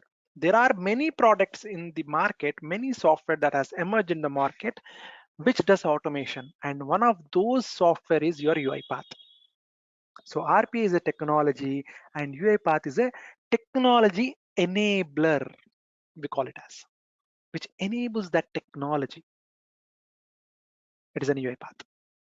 So now UiPath is a software which helps us automating any given business process. That is a simple thing about UiPath. So like UiPath, we have other tools in the market, like the well-known tools are Automation Anywhere, Blue Prism, Pega. So these are some of the other RPA tools that are available in the market, right? So here is what the definition you have. So UiPath is a robotic process automation tool, right? So technology enabler is nothing but a tool, software tool, everything refers to a tool, right? Which is used for Windows desktop automation. So whatever the applications, whatever the softwares that we use on the Windows desktop, so those can be automated using UiPath. I told you not all the process can be automated, right? So now see the next point. It is used to automate repetitive and redundant tasks. And the biggest advantage of these RPA tools, whatever it is, like UiPath, Automation Anywhere, whatever it is, right? So they are the drag and drop softwares. So whatever you want to achieve automation, right? You have to just drag and drop them. You don't have to write any code. If you are from non-technical background also, it's absolutely fine. It is absolutely fine even if you are from a non-IT background. Even if you don't know what is a Java, what is C++, Python, whatever. If you even don't have the basics of programming language, it is absolutely fine. So everything we have here is a drag and drop functionality, and you can just automate your business process. So that is what the UiPath is here. Okay, so UiPath is a tool which is used to automate all the applications that you have in the Windows, and those are used to automate repetitive and redundant tasks, and that automation can be built using a drag and drop functionality, right? So that is the UiPath. So just now I've talked about what are the applications you have in Windows, right? So whatever the applications we have in Windows, we can automate. And Excel is one of the applications you have in Windows, right? So you will install Microsoft Office. So you have a Microsoft Office in your operating system, right? And Excel is one of the core applications from that MS Office that we use on daily basis. So if you are using it for the personal, okay, if you are having a personal laptop to maintain or to manage anything, definitely one will use the Excel. And if you are in a project working for an industry, right? So there is hardly there will be any project that doesn't use Excel, right? So Excel is such a important application or frequently used application, either for the personal use or for the official use. So now UiPath offers many functionalities to automate your Excel application. Okay, automate your Excel application. Now you can ask me, okay, Excel can be automated using macros. So why UiPath? So macros can automate only Excel, not other application. Now in this course, we are learning how to automate your web and Excel, right? Both together. So if at all you want to automate both together, your macros will not do it. Your macros cannot work on web, right? So that's how UiPath is used. So UiPath can work with different application. Whatever the applications you have in window, it will work with different applications. Simple. Okay. So now let's go and understand how your UiPath helps you to achieve automation on Excel. Why? So why do we automate Excel? So these are the things. Okay. So these are the things. So next slide is also for the same thing, right? Automate Excel without having Excel installed. The biggest advantage, even though if you don't have an Excel installed in your Windows. So Windows operating system, okay, by default, you will get an Excel, but even if you don't have an Excel installed on your machine, you can do automation. That is a wonder you have in UiPath. So always it will be the case, like if at all you want to work with any application or any software, that has to be installed, right? So that has to be there in that particular Windows operating system. But even though if you don't have an Excel in your system, your UiPath can automate any given Excel application. That is a beauty. Okay, that is the beauty of your UiPath. Okay. Next, free yourself from higher value tasks. Okay. If you have many things to do, that means you have an Excel and you have higher volume of data to be processed. Higher volume of data to be processed from your Excel, which is completely repeated thing. You have to do the same thing again and again for each and every row, right? So Excel is divided into rows and columns, right? For the same row, you are doing the same task again and again. If you have 100 rows, you are doing the same task again and again for all those 100 rows. And imagine if you have thousands of rows. It is a boring and repetitive thing that you are doing. You can free yourself using UiPath. You can do all type of automations, reading rows and columns, and whatever you want to do with that data, you can do it and free yourself from those kind of repetitive and redundant tasks. And you can focus on whichever adds value to your capabilities, right? So that is what you can do with UiPath using Excel. Next, you can increase productivity and efficiency. So what it refers to, your UiPath or RPA is 2.5 times faster than human. Whatever the human is doing, right? Whatever the human is doing, the same task, your robot can do it 2.5 times faster than you, which will automatically increases productivity. If you are executing more transactions per day, that is increase in productivity, right? So if you are having more productivity, that is directly proportional to your increase in revenue. This is for a company. This is at the company level. Okay, so not for you, right? So more productivity, more revenue, and it will help us to increase the efficiency. Without doing any mistakes, your UiPath can automate your business process. So without any mistakes and at the higher pace, it can do the automation for you. It can do the work for you. So automatically productivity will get increased. So I already told you. So this is repeated, right? So automate Excel without having Excel installed. So this is just repeated. So integrate with other applications. So you can integrate, okay, Excel with other applications. I told you, right? So if at all you just want to automate your Excel, macros are enough. But if at all you want to automate your Excel with respect to other applications as well, you want to take a consideration into, like you want to take consideration of other applications also using Excel. Like if at all you want to have your web application or database, right? So you have a database and you have to take the data from the Excel and load into the database. So that is integration. It's a kind of integration. You are using multiple applications to complete the process. So in that case also, you can use UiPath, that is integration between, for an example, integration between Excel and database. So whatever the data you have in Excel, now we are loading that into a database. So that is the integration between Excel and database. So your UiPath can do that.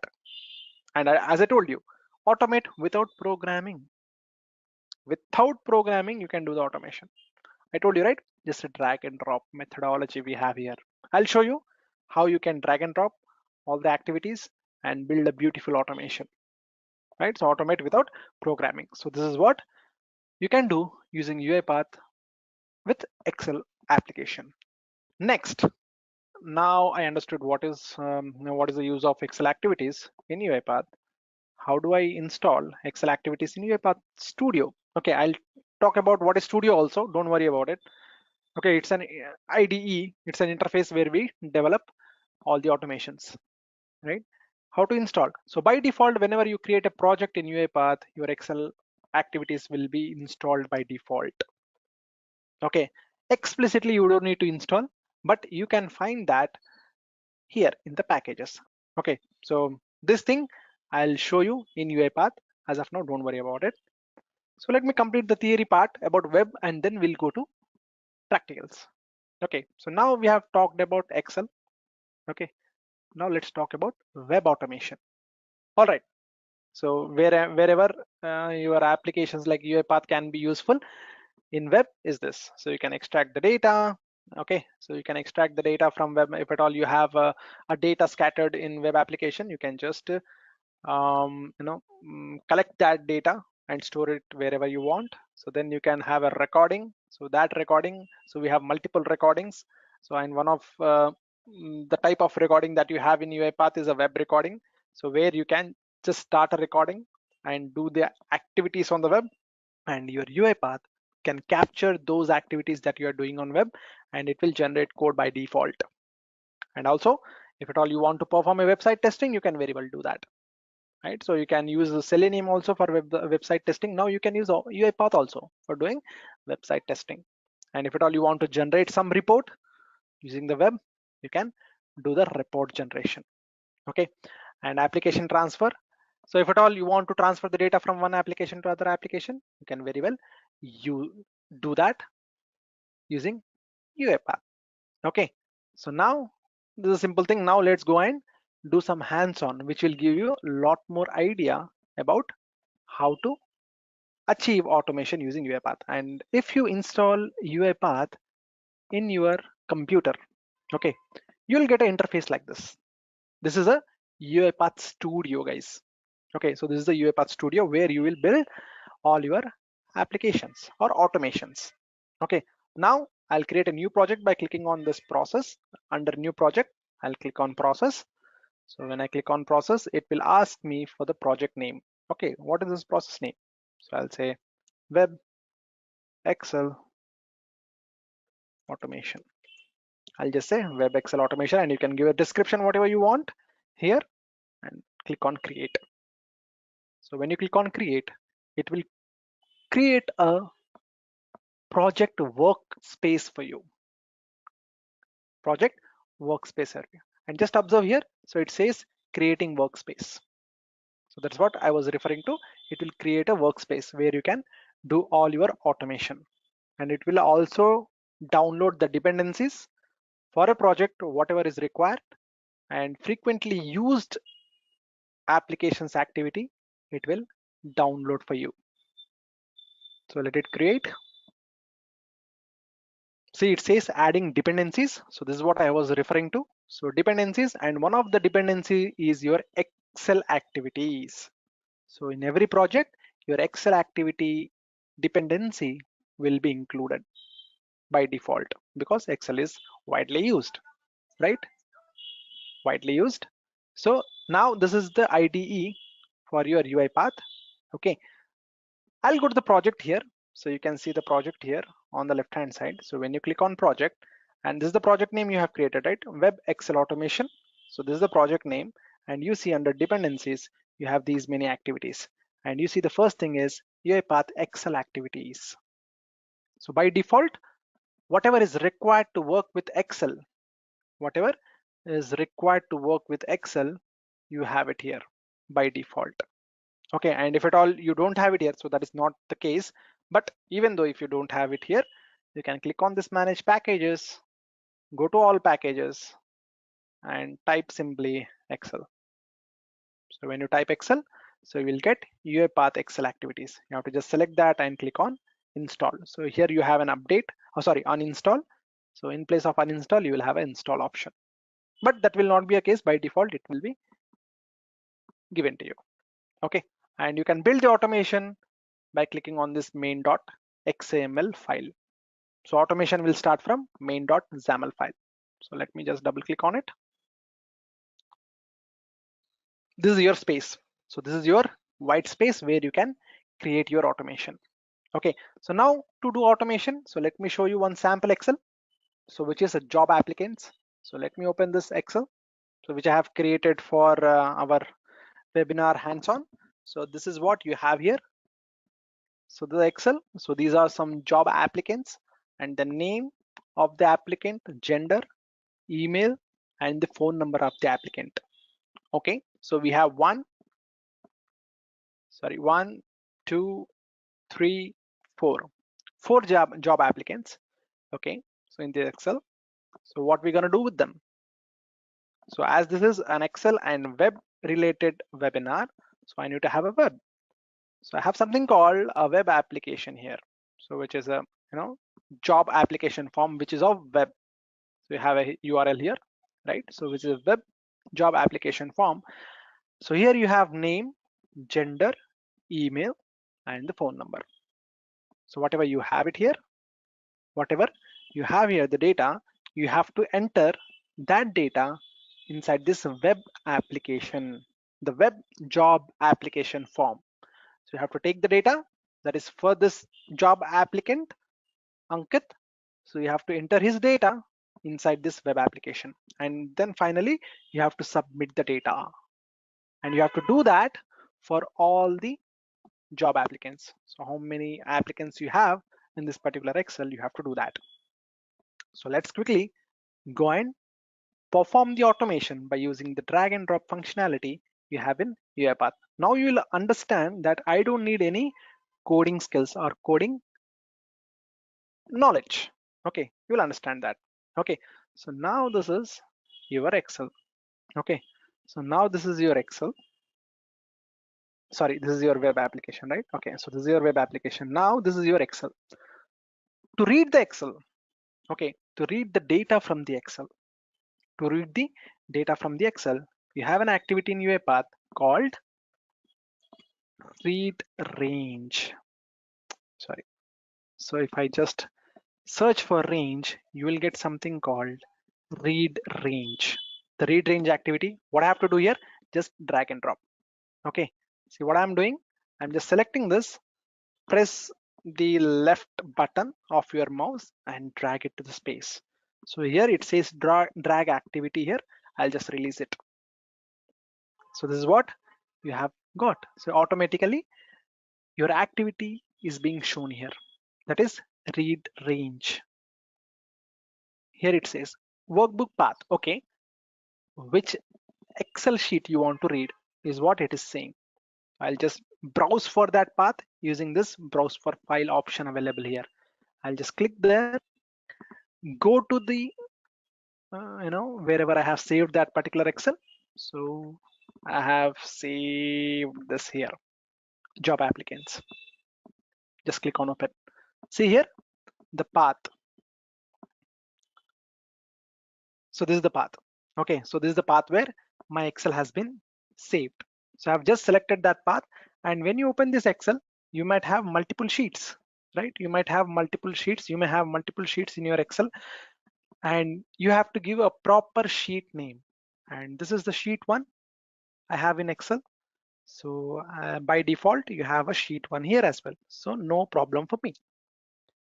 And you can read a specific data from Excel also.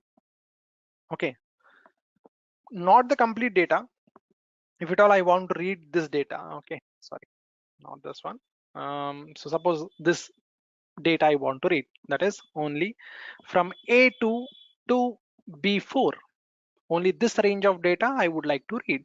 So that also you can do it by giving the range here. That is A2 is to, A1 is to A2 is what currently by default it is given. But if at all you want to change that, you can change that, and only that data will be read. If at all you want to read the complete data you have in Excel, irrespective of how many rows and columns you have in the Excel, I would like to read the complete data from the Excel. So then you have to simply go and remove everything. You have to make it blank, right? So this is where you can read it. Now after doing that, okay, just a second. Okay, so after doing that, you have to store this data in some kind of variable. So whatever the Excel data you have to store that in some kind of variable, and that variable we have in Excel is called in UiPath is called data table, and I'll say job applicants. So now the complete data from this Excel will be stored in this particular variable, which is a job applicant variable. Okay, so then I have to read. So this variable now have multiple rows and columns, right? Multiple rows and columns. So now I have to read the individual job applicants data. So for that, I have to loop. I'll say for each row in the data table. So since I'm using a data table as my variable, so I'm using a data table. And which data table I have? Job application. Okay, something. Okay, so then what I have to do? So while I'm reading individual data, okay, I have to enter that in this particular job portal, right? In this job portal, I have to load the data. So for that, I need to have this job portal access. So how I can access it? By using attach browser. So as we are dealing with browser, so I'm using attach browser. So you have open browser and attach browser, both the things you have. Okay, so open browser is to open the browser which is not open, and attach browser is used to attach the browser which is already opened. So that is the difference. So as the browser is already open, I'm using attach browser, and I'll click on this indicate browser on the screen because I have to tell UiPath which browser to open, So I'll just click on it and indicate. Yeah, so this is the browser. This is the browser I would like to open. So just go and click on that. So it will capture the complete data of your browser. Okay, oops, sorry. So it will capture the entire data of your browser. So once you have your browser in place, what you would like to do? You have to enter the data, right? I would like to enter the data from Excel to this application. So where you would like to enter the data? Under this name field, have to select this gender, email, phone, and submit. So for that, to enter the data, we have something called type into activity. Okay, so type into, when you click on this type into, just drag and drop that and indicate where you would like to type the data. Just click on that and go to this name section. So this is where I would like to write the name. Which name? Now this name is coming from Excel, right? So I'm not typing anything here. I would like to get the name from the Excel. So how to get the name from the Excel? So this current row. So I'll just write the data here that I would like to enter the name. So current rows name. Name is what I would like to enter. Then I'll just say type to string, done. So I have entered the name part. So likewise, I have to do for all the others. But here the gender, right? So if it is a male, it should go and click on male. If it is a female, it should go and click on female. Okay, likewise we have to do. So for that, I have to have a if condition, right? So because based on the gender, it should go and click. So what I'll do, I'll just click on this if, I'll type if and get this if my current row, okay. So if my current row and the column is not name, what is the column here? So gender. If the gender column, okay, if the gender column dot equals what? Male, for an example. So this is mail. If that is refers to mail, then what you have to do, just go and click on what happened, I is not getting click. Okay, so we have a click here, just go and do the click. So if it is a mail, what you would like to do, just go and click on this mail. That's it. Else what you would like to do, click on female, click on female. Simple. So what we are doing, based on the value that you are getting in Excel, that is gender. So here is where I am referring the column name gender. If the column name gender, then the value you are getting is male, you are getting the value as male, then go and click on male. Else go and click on female. It is what we are doing here. And rest what we have, what are the rest things we have, type into. So I have to do it for email, and what that email is, oops, so I have to do it for this one. I'll copy the same, but I'll just change the column name. So this has to be email. I'll say email. Simple. Next what we have, phone number. So again, I'll just drag and drop this one, indicate on the screen, go there, and this time click on phone number. And here, so what it is, sorry, in Excel it is phone space number. So let me copy this entirely from here. Done. Phone number. After this, what I have to do, I have to click on submit, right? So we have a submit button here. I have to click on this submit button. So go here and click on submit button. So I'll use the click activity, go and submit here. Done. So after clicking on the submit button, again this page has to come back, right? Again this page has to come back. So suppose I'm giving some data here. Okay, I've selected this mail. Okay, something, the data here at the rate gmail.com, right? And some phone number here. Okay, and click on submit.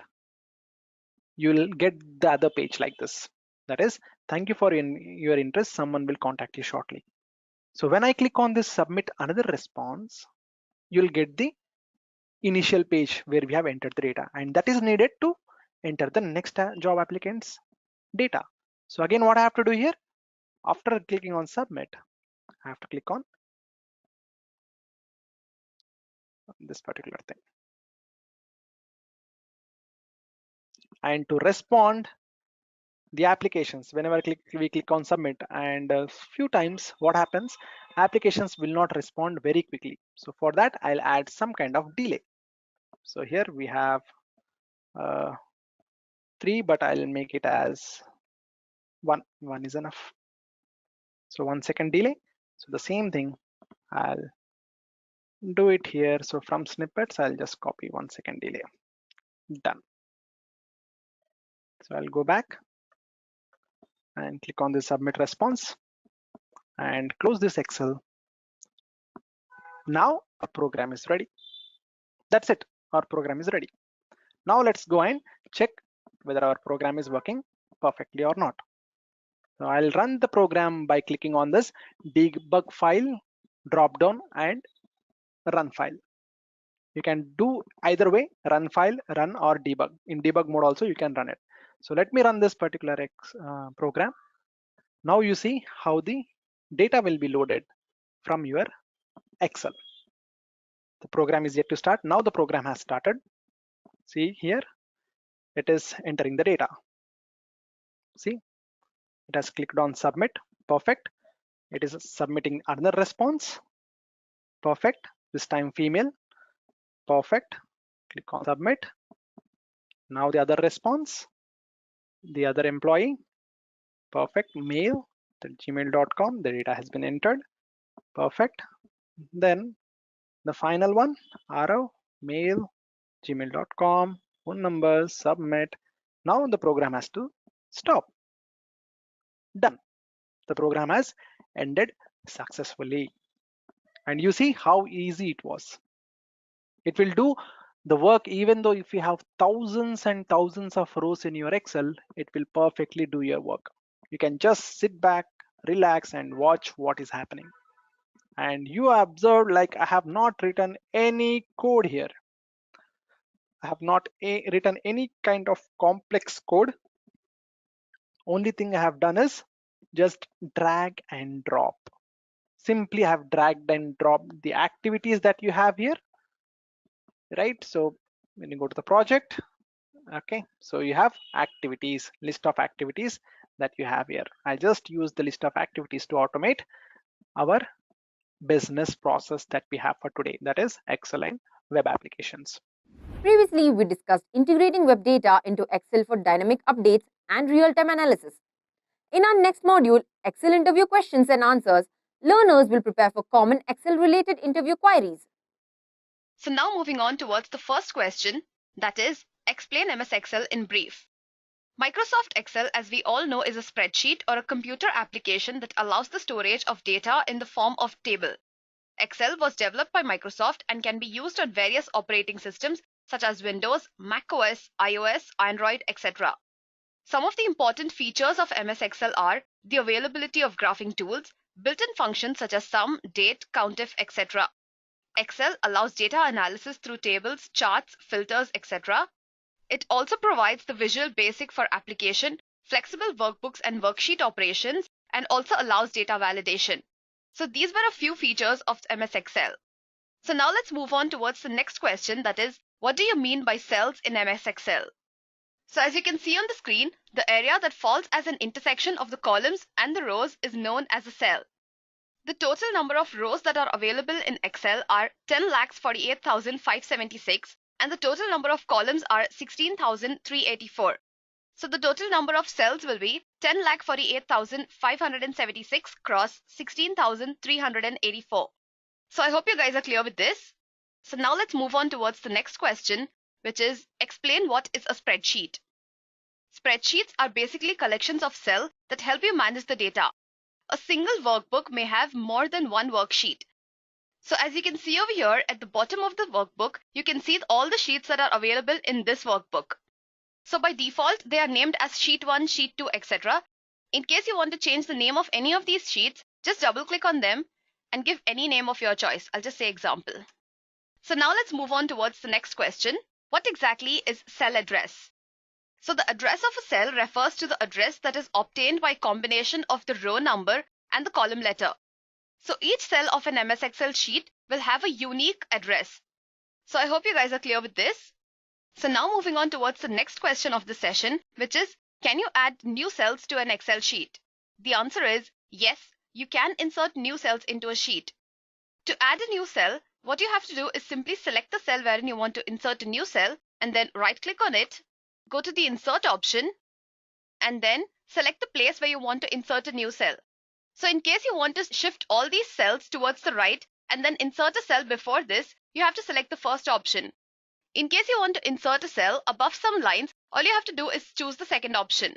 So right now I'm not going to insert any cells, so I'll just cancel this. So now moving on towards the next question, which is, can you format MS Excel cells? If yes, then how? So the answer is yes, MS Excel cells can be formatted. In order to format these cells, you can use the commands present in the font group of the Home tab.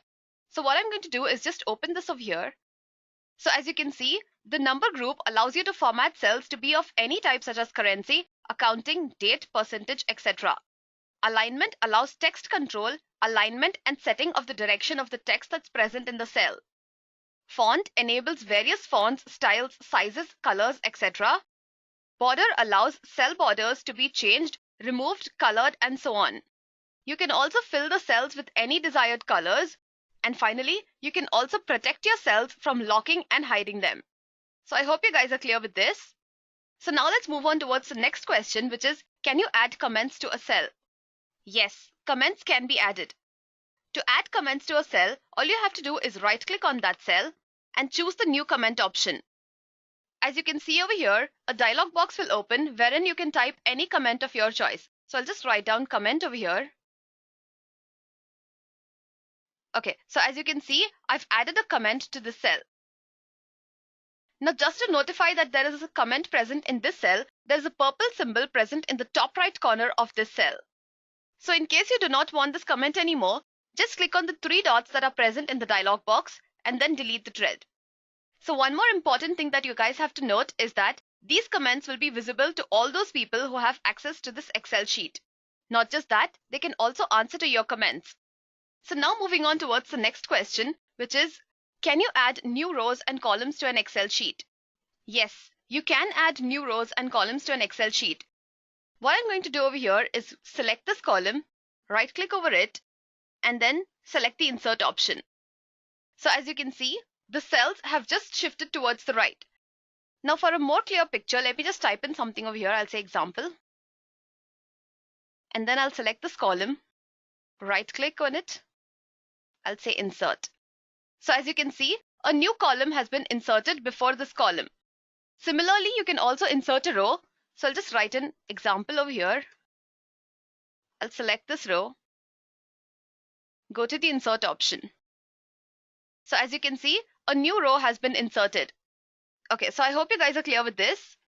So now let's move on towards the next question, which is, what is ribbon and where does it appear?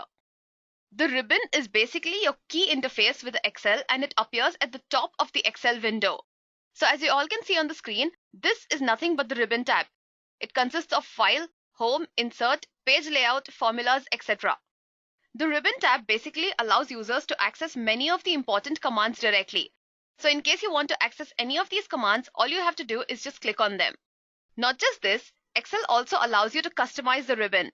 Now in order to customize the ribbon tab, all you have to do is right click anywhere on this and then choose the Customize the Ribbon option. So as you can see on the screen, you can choose any option of your choice to be added to the ribbon tab.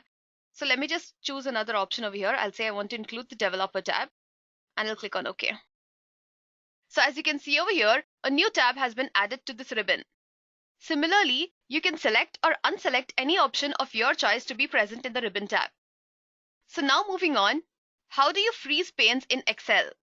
MS Excel allows you to freeze panes that will help you to see headings of rows and the columns even if you scroll a long way on the sheet. Now in order to freeze the cells, all you have to do is select the rows and the columns that you intend to freeze. Then go to the View tab and select the Freeze Panes option. Now over here, you'll be able to see three options, that is Freeze Panes, Freeze Top Row and Freeze First Column. You can give any option of your choice. So what I'm going to do is just delete this, and over here, I'll just give some new titles. I'll say name and ID. So now what I'm going to do is freeze this. So I'll go to the View tab and select Freeze Panes option. I'll freeze the top row. So now, even when I scroll down, this top row has been frozen and I'll be able to see it even if I scroll a long way down the sheet. So I hope you guys are clear with this. Okay, so now moving on towards the next question. How do you add a note to a cell? So in order to add a note, all you have to do is select the cell, right click on the same, and then select the new note option. Now you can type in any note of your choice over here. So I'll just type in note and then I'll hit enter. So as you can see over here, a new note has been added to my cell and it's indicated by a red triangle that is present in the top right corner of the cell. Also, one more thing to note is that the name that is shown over here is the default user's name. Okay, so now in case you want to delete this note, all you have to do is right click on the same and choose the delete note option. So now moving on towards the next question, which is, can you protect workbooks in an Excel sheet? Yes, workbooks can be protected. Excel provides three options for this. Passwords can be set to open workbooks. You can protect the sheets from being added, deleted, hidden, or unhidden, and protecting window sizes or positions from being changed. So up next is, how do you apply a single format to all the sheets present in a workbook? Excel allows you to apply the same format to all the sheets of a workbook. So to do that, all you have to do is right-click on any of the sheet that is present in the workbook, and then click on the Select All Sheets option. Now after doing this, if I apply some format to any of the sheet present in this workbook, that format is going to be applied to all the sheets that are present in this workbook. So as you can see, I just have one workbook over here. Let me just add on a new workbook. and then I'll select all sheets. And what I'm going to do over here is go to the Home tab, Font. I'll just fill these cells with some color. So now let me move on towards the next sheet and see what happens. So as you can see over here, I made some changes to this sheet and it's also been reflecting in the next sheet. So I hope you guys are clear with this. So now let's move on towards the next question, which is, what do you understand by relative cell addresses?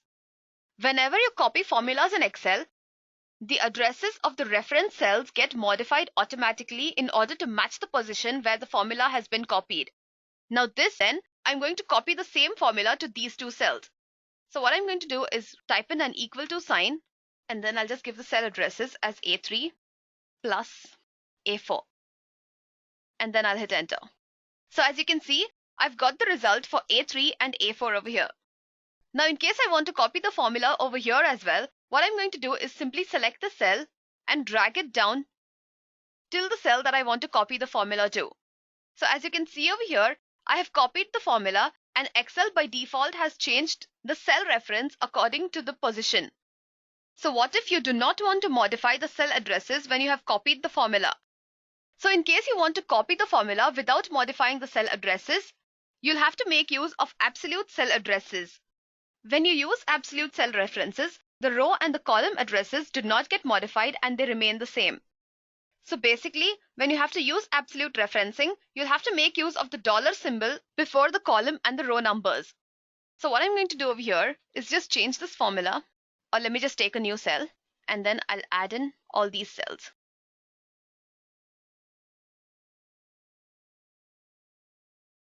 So what I have to do is insert a dollar symbol before each of these.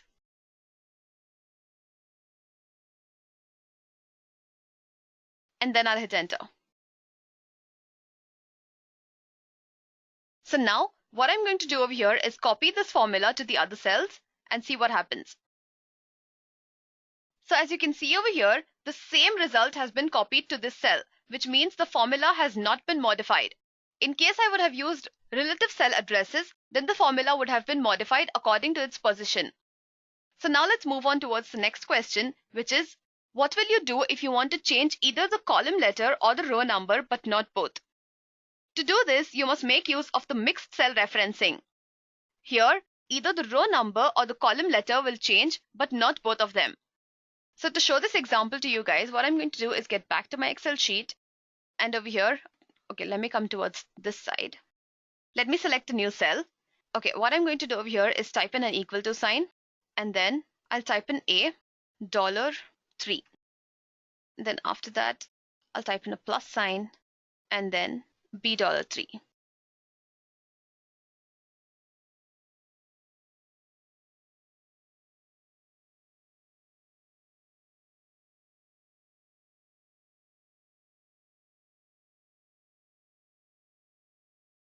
So now what I'm going to do is copy this formula and see what happens. So as you can see over here, when I copy the formula, the column remains the same and the value of the row number has not changed because I've given absolute referencing over here. So I hope you guys are clear with this. Okay, so now let's move on towards the next question, which is, can you protect the cells of a sheet from being copied? So the answer is yes, you can do it by protecting the required cells or the complete sheet. Now to do this, all you have to do is select the cells that you want to protect, go to this font group over here, and then select protection. From here, check the hidden option and then click on OK. So as you can see, there are no changes that are made to my sheet. The formulas that are present in this cell are still visible. Now in case I want to apply the changes that I just made, all I have to do is go to this Review tab and then select the Protect Sheet option. Excel will ask me to enter some password, so I'll just give some random password over here. And then I'll click on OK. So as you can see, previously when I used to click on these cells, it would show me the formula for both of these. Now, when I click on either of these cells, the formula is hidden. When I click on any of the other cells that I've not protected, the formula is still visible. Okay, so I hope you guys are clear with this. Now, in case you want to unprotect the sheet, all you have to do is select this Unprotect Sheet option and then enter the password that you had specified. So now moving on towards the next question, which is, how do you create named ranges? So in order to add named ranges, all you have to do is select the area which you intend to give a name.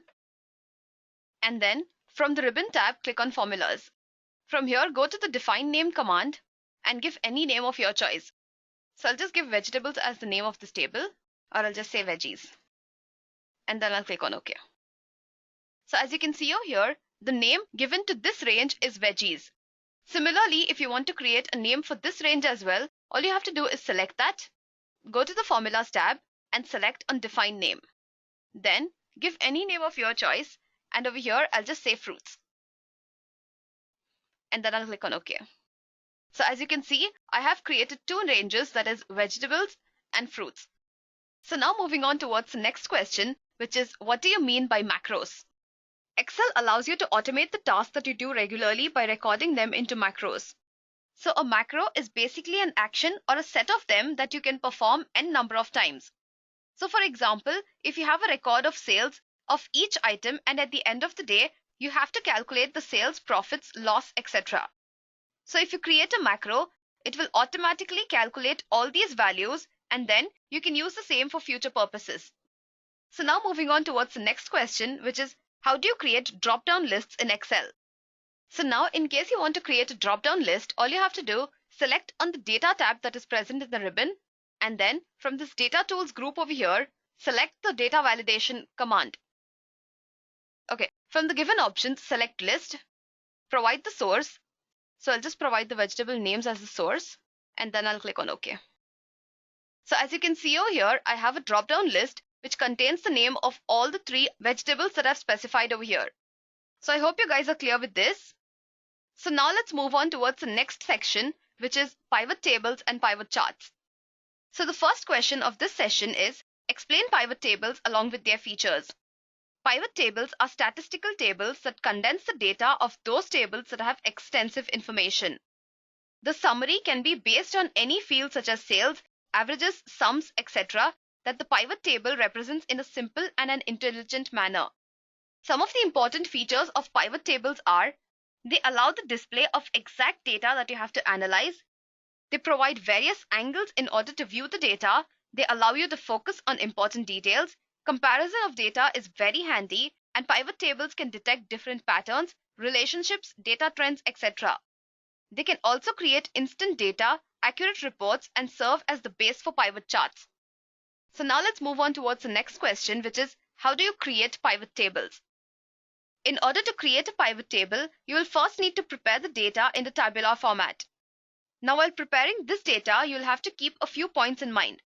The first thing is you'll have to arrange the data into rows and columns.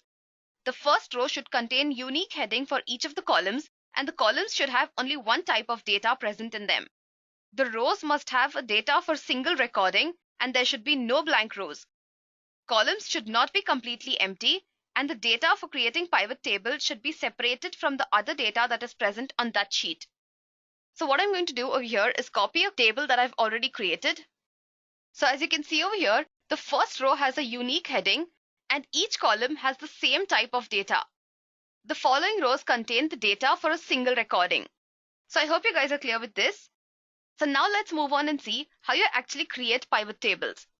So what I'm going to do over here is select this table and then I'll click on the Insert tab. From here, I'll choose the pivot table option. I'll select the existing worksheet option. I'll give some random cell as the target place, and then I'll click on OK. So as you can see over here, an empty pivot table has been created. Also, the pivot table fields pane has opened that contains all the fields that are present in my pivot table. Now to create a pivot table, all you have to do is drag and drop any of these fields present in these four areas over here, that is filters, columns, rows, and the values. So what I'm going to do over here is drag and drop some fields into these four areas. I'll drop names into the rows. I'll drop the items into columns, amount to values, and the filters will be based on cities. So as you can see over here, a pivot table has been created which contains all the names as rows and all the item names as the columns. Also, you can see all the amounts that are collected for each item by each of these vendors, and also the grand total of each of them. So now moving on towards the next question, which is what are pivot charts? MS Excel charts are data visualization tools that help you visualize the data in various ways. These charts can be of any type such as bar, pie, area, line, donut, etc. So in case I want to create a pivot chart for this pivot table over here, what I have to do is go to the Insert tab, and then from the Charts group, I'll select any chart of my choice. And then I'll click on OK. So as you can see, a pivot chart has been created for this pivot table. You can also filter out the data according to your choice by selecting any of the data that you want to see selectively. Let me just select for Chicago and I'll click on OK. As you can see over here, my pie chart has been modified accordingly. Not just this, you can also format this chart by selecting this option, and from here, you can select any type of chart that you intend to see. So I hope you guys are clear with this. So now let's move on towards the next question, which is, can you create pivot tables using multiple tables? The answer is yes. You can create pivot tables using one or more base tables. Please note that both the tables should be present in the same worksheet. So now to show this to you guys, what I'm going to do is insert a new sheet, and over here, I'll just copy half of this data. So what I've done over here is separated the table that I've created previously into two different tables. So what I'm going to do over here is click Alt plus D, and then I'll click on P. From this pivot table and pivot chart wizard, I'll select multiple consolidation ranges option, and then I'll click on Next. Then I'll choose the option I will create the page fields, and over here I'll specify the first range to be the order IDs, date, name, and the item. I want one field. I'll just name it as field 1, and I'll add this. So now for the next field, what I'm going to do is select this.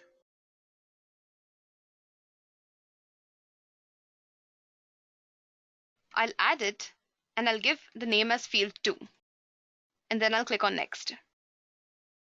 So Excel will ask you where you want to create it, and I'll say the existing sheet, and I've selected some cell over here. Then I'll click on Finish. So as you can see over here, a new pivot table has been created by taking the information present in both these tables. So now let's move on towards the next question, which is, what happens when you check the Differ Layout Update option present in the pivot table fields window? So in case you check this option, you will not see dynamic changes while interchanging the table fields. So as you can see, by default, this option is off or unchecked. All the changes will appear only when you click on the Update button when you check this box. So what I'm going to do over here is first show you guys what happens when I make changes without checking this box. So I'll just remove the rows and I'll put it back over here. So as you can see, I've just removed the rows and put it back over here, and my pivot table has changed accordingly. Now what I'm going to do is put it back, and I'll check this box, and then I'll do the same. So as you can see, previously when I removed the rows and I put it back in this list over here, the pivot table changed accordingly. Now only when I hit the update button, it is going to change. So I hope you guys are clear with this. Okay, so now let's move on towards the next question, which is, can you create pivot tables using tables from different worksheets? Yes. If both the sheets are from the same workbook, you can create pivot tables from the tables present in different sheets. To create pivot tables from two different sheets, follow the same steps shown in question 24, and when you're adding the tables, go to the respective sheet and select the tables that you intend to merge. So is it possible to see the details of the results displayed in a pivot table? Yes, it is possible to see the details of the results shown by the pivot tables in Excel. In order to see the details of any of the results, all you have to do is double-click on any of them, and you will see that Excel creates a new sheet with all the details about that result. So as you can see over here, I double-clicked on the grand total 400 obtained by Brad, and you see that Excel created a new sheet giving me all the details regarding this. So now let's move on towards the next question, which is, how are pivot tables used to filter data? Excel pivot tables allow you to filter data according to your requirements. To do this, all you have to do is place the field based on which you wish to filter the data, and then from this pivot table, filter the data according to your choice. So as you can see over here, I've placed the city field in the filters area, and over here, I can filter out the data for all the cities or choose any city of my choice. Okay, so let me just choose New York and click on OK. So as you can see over here, I have a pivot table created only for the New York City. So now moving on towards the next question, which is how do you change the value field to show some other result other than the sum? In order to change the value field to show results other than the sum, all you have to do is right click on any of these values present over here, or from this pivot fields table, click on this drop down list present over here. Then select the value field settings option, and from the given list, choose any total of your choice. Let me just change from sum to count, and then I'll click on OK. So as you can see over here, the sum of values has been changed to the count of amount. So now moving on, how do you stop automatic sorting in pivot tables? So as many of us know, Excel automatically sorts the data present in pivot tables. In case you do not want to do this, open up the drop-down lists present for the row labels or the column labels, click on More Sort options, then go to More Options, and over here, uncheck this box that says Sort Automatically every time a report is updated. Once you're done with that, just click on OK. So that was the last question present in this section. So now moving on towards the third section, that is question based on formulas and functions in Excel. So coming towards the first question under this section, what do you understand by Excel functions? Functions in Excel are used to perform specific tasks. Excel has many built-in functions that are used to calculate results of various formulas, thereby helping in time conservation. Also, these functions make it very easy to execute formulas which would have been difficult to manually write down. So what are the various categories of functions available in Excel? So as you can see on the screen, functions present in MS Excel have been categorized in this list of options that are present over here. So you have categories based on the date and time, financial functions, functions based on mathematics and trigonometry, statistical functions, lookup and reference functions, database, text, logical, information and engineering functions, cube functions, compatibility, and web functions. So now talking about a very important question, which is what is the operator precedence of formulas in Excel? Formulas in Excel are executed according to the BODMAS rules. BODMAS, as many of us know, stands for brackets, order, division, multiplication, addition, and subtraction. So that means in every formula, brackets are executed first if any of them are present, followed by multiplication, division, etc. Now to show an example of this, let me get back to Excel. Let me just give in some values over here. I'll say 3, 4, 5. Now in this cell, I'll just type in some expression. I'll say A1 star B1 plus C1. And now I'll hit enter. So as you can see over here, the result has been calculated by first adding B1 and C1 and then multiplying the same with A1. So basically 5 plus 4 will give me 9 and 3 times 9 is 27. Now in case I modify this formula by just removing the brackets, and now let's see what happens. So as you can see, previously I had a result saying 27. Now the result is 17. So what Excel has done over here is first multiplied A1 and B1 and then the result is added to C1. So basically 3 times 4 is 12 and 12 plus 5 is 17. So I hope you guys are clear with this. So now let's move on towards the next question, which is explain the sum and the SUMIF functions. So now let me just open up the sum function over here in order to show you guys the syntax of this. So as you can see over here, the sum function takes an n number of values as its parameter and it returns a sum by adding each of them. So now what I'm going to do is just cancel this, and over here I'll type in an equal to sign and I'll use sum function. I'll just specify this range to be all the values to be added using the sum function. And now I'll hit enter. So as you can see over here, the sum function has added all the values that are present between A1 and D1. Similar to the sum function is the SUMIF function. One difference is that this function is used to calculate the sum of values that comply to a given condition. Now in case I just change this from sum to SUMIF, I'll have to specify the range followed by the criteria. Now what I'm going to do is given some criteria, I'll say calculate the sum of values that are less than 15. And then I'll hit enter. So as you can see over here, it has added only those values that are less than 15 and it has discarded 17. So now moving on towards the next question, which is what are the different types of count functions available in Excel? Excel provides 5 types of count functions, that is count, count A, count blank, count if, and count if s. So talking about the first function, that is the count function. This function returns the total number of cells that have numbers in the range that is specified to it as a parameter. So now to show you all how this works, what I'm going to do is type in an equal to sign over here, and then I'll make use of the count function. So as you can see over here, it takes all the values as a parameter. So what I'm going to do is just specify this range, and then I'll hit enter. So as you can see over here, the count function has returned 5, which means 5 cells in this range contain numbers. So now moving on towards the next function, which is count A. If I just change this from count to count A, it is going to count all the cells that are not empty within this range. So as you can see over here, I had given a very big range that has cells that contain information plus the cells that are empty, but count A has returned only the number of cells that contain data in them. So now talking about count if. The COUNTIF function counts the number of cells that comply to a given condition. So let me just change it from count A to count if. And within this range, I'll just specify some criteria. I'll say count the values that are greater than 10. And then I'll hit enter. So as you can see, within this range, there are 2 cells that contain values that are greater than 10. In contrast to count A is count blank.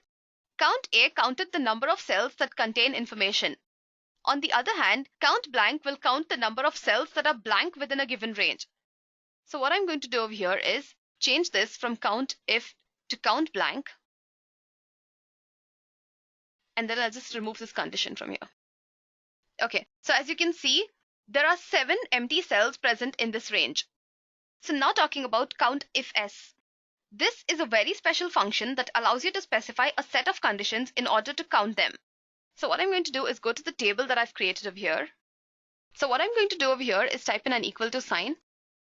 Then I'll choose the count if s formula. And then I'll have to specify the range for criteria 1, the range for criteria 2, and so on. So what I'm going to do is just select the names.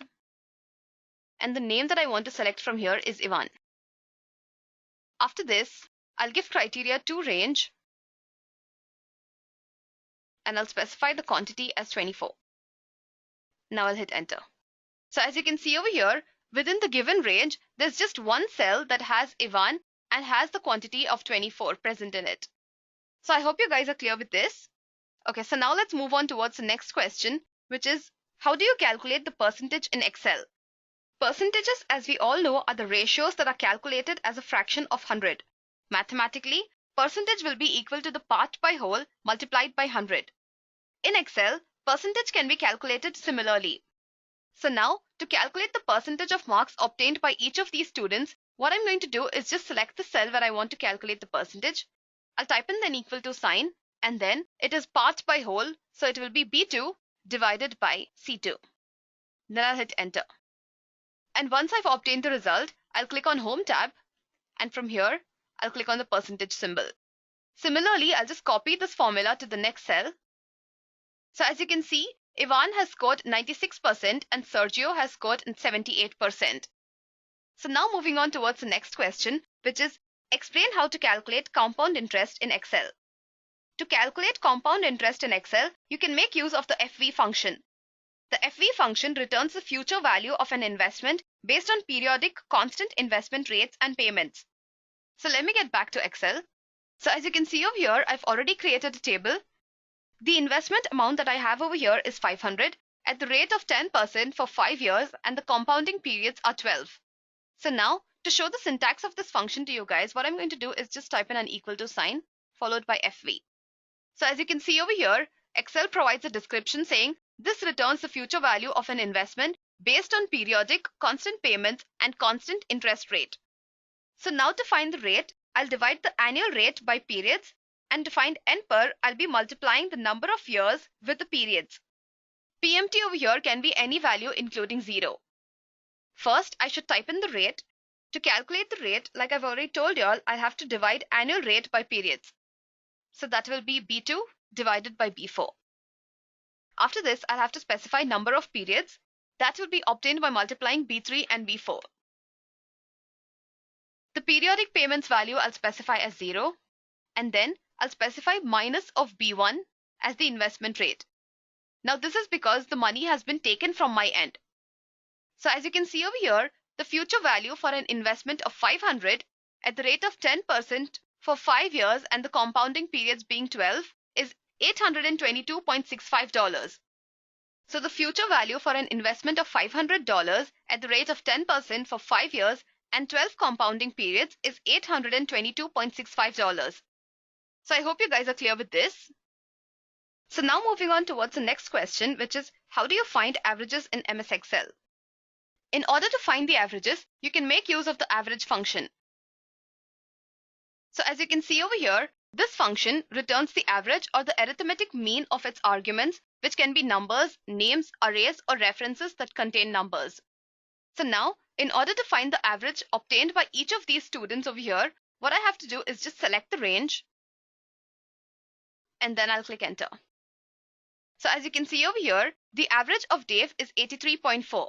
Similarly, if I have to calculate for Ava, all I have to do is copy this formula. So I hope you guys are clear with this. So now let's move on towards the next very important question, which is what is VLOOKUP in Excel? The VLOOKUP is a function present in Excel used to look up and bring forth data from a given range. V stands for vertical, and to use this function, data should be arranged vertically. VLOOKUP is very useful when you have to find some piece of data from a huge amount of data. So how does this VLOOKUP function work? The VLOOKUP function in Excel takes a lookup value and begins to look for the same in the leftmost column. When it finds the first occurrence of the given lookup value, VLOOKUP starts to move right, that is, in the row where the value was found. It goes on until the column specified by the user and returns the desired value. This function can be used to match exact as well as approximate lookup values. However, the default match is an approximate match. Now to show you all the syntax of this function, what I'm going to do is get back to Excel. So as you can see over here, I've already created a table. So now, just to show you all the syntax of this function, what I'm going to do is type in an equal to sign. And then I'll choose the VLOOKUP function. So as you can see over here, the VLOOKUP function takes in 4 parameters, which is the lookup value, the table array, the column index number, and the optional parameter, which is range lookup. The lookup value gives the value to be looked for. Table index is the table wherein the data should be taken from. Column number specifies the column from which you want to fetch the value. And the range lookup is a Boolean value which is either true or false. True will find the closest match and false will find an exact match. So now, explain exact match with an example. For an exact match, you'll have to set the range lookup value to false. So let me just take one example of this. The value that I want to look over here will be Leo. And then I'll specify the table array. I'll give the column number as 4 since I want to take down the salary of Leo. And then I'll specify false as the Boolean value. So as you can see over here, I fetched the value of Leo's salary. So what VLOOKUP does over here is it will start to look for Leo in this leftmost column present in this table. So once it traces Leo, it will start moving right in this row and it will go on till that column which is specified as a parameter over here. So I hope you guys are clear with this. So now, explain the approximate match with an example. For an approximate match, VLOOKUP will fetch values where there are no exact matches of the given lookup value. Now, in order to make VLOOKUP search for an approximate match, you'll have to set the Boolean value to true. Remember that the table must be sorted in ascending order for VLOOKUP to do an approximate match. So what VLOOKUP basically does over here is, it starts to look for an approximate match of the given lookup value, and then it stops at the value which is the next largest of the given lookup value. Then it starts to move right in the same row and fetches the value that is desired. So what I'm going to do is type in an equal to sign, and then select the VLOOKUP function. I'll specify the lookup value to be 80, and the table array. The column I'll specify as 2, and the range lookup will be true. So as you can see over here, VLOOKUP has fetched B as the result for 80. So what VLOOKUP is doing over here is it starts looking for 80 in this leftmost column. And then it stops at the next largest value and then moves right in the same row. So I hope you guys are clear with this. Okay, so now moving on towards the next question, which is, can you use VLOOKUP for multiple tables? Yes, you can use VLOOKUP for multiple tables as well. In case you have two lookup values, create name ranges for each of the table and then use the if function to select between each table based on some of the given condition. To know more about this, you can check out the VLOOKUP in Excel video from Edureka. So now moving on, how do you perform a horizontal lookup in Excel? To perform a horizontal lookup, you'll have to make use of the HLOOKUP function. The HLOOKUP function, just like the VLOOKUP function, takes a lookup value, the table array, and instead of the column index number, it takes the row index number as a parameter and the range lookup value. So now to perform an HLOOKUP, what I'm going to do over here is take a new cell. I'll just type in HLOOKUP. And over here, I'll specify that I want to see the designation. And then I'll specify the range, followed by the row index number. And since I want a perfect match or an exact match, I'll type in false. I've just made a mistake in this range over here. So as you can see over here, I have the output as senior developer. So just like the VLOOKUP function, the HLOOKUP function will first do a horizontal search and then it will move downwards. So I hope you guys are clear with this. Okay, so now let's move on towards the next question, which is how will you fetch the current date in Excel? To fetch the current date, you can make use of the today function. This function will return the current date in MS Excel date format. So let me just choose a new cell, and over here, I'll just type in today. So as you can see over here, it has returned the date in MS Excel date format. So moving on towards the next question, which is how does the AND function work? The AND function in Excel is used to check whether a given condition or a set of conditions are true or not. In case the conditions are satisfied, this function will return a Boolean true. So as you can see over here, I've already created a table. Now to make use of the AND function, what I'm going to do is type in an equal to sign, and then I'll just type in AND. For condition 1, I'm going to check if 230 is greater than 200 and less than 500. So what I'm going to do over here is select the cell, and I'll see if this is greater than 200 and less than 500. And now I'll hit enter.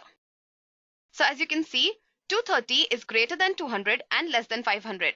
Similarly, if I have to calculate for the rest of the values, I'll just copy the formula. So I hope you guys are clear with this. Okay, so now moving on towards the next question, which is what is the what if analysis?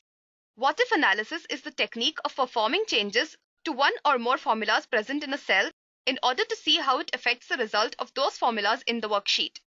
Excel provides three types of what if analysis tools, that is scenarios, goal seek, and data tables.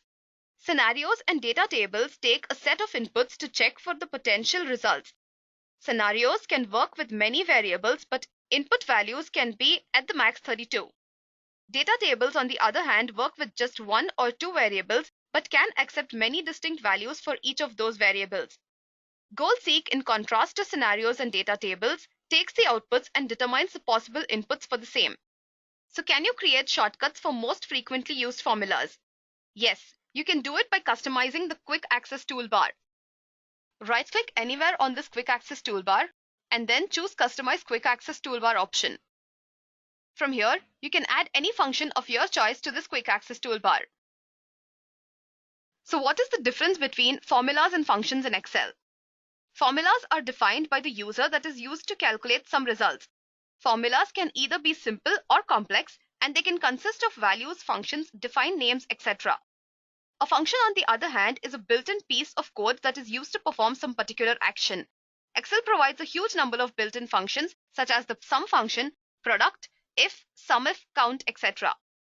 So now moving on towards the last question of this session, and that is, how do you use wildcards with VLOOKUP? Wildcards can be used when you're not sure of the exact lookup value. In order to use wildcards in Excel, you should make use of the star symbol.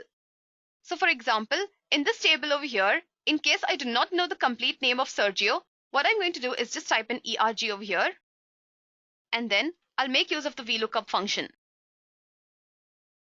The first thing that I'll be specifying over here is a wildcard symbol, that is star, and then I'll type in an ampersand symbol, and the reference will be F13, an ampersand symbol again, and an asterisk. After this, I'll specify the table array, the column index number as usual, and then false for an exact match. So as you can see over here, I found the result for Sergio as junior software engineer. So I hope you guys are clear with this. Okay, this brings us to the end of this session. I hope you guys have enjoyed and learned something new. In case you have any doubts or queries, please do let me know in the comment section and I will revert to you at the earliest.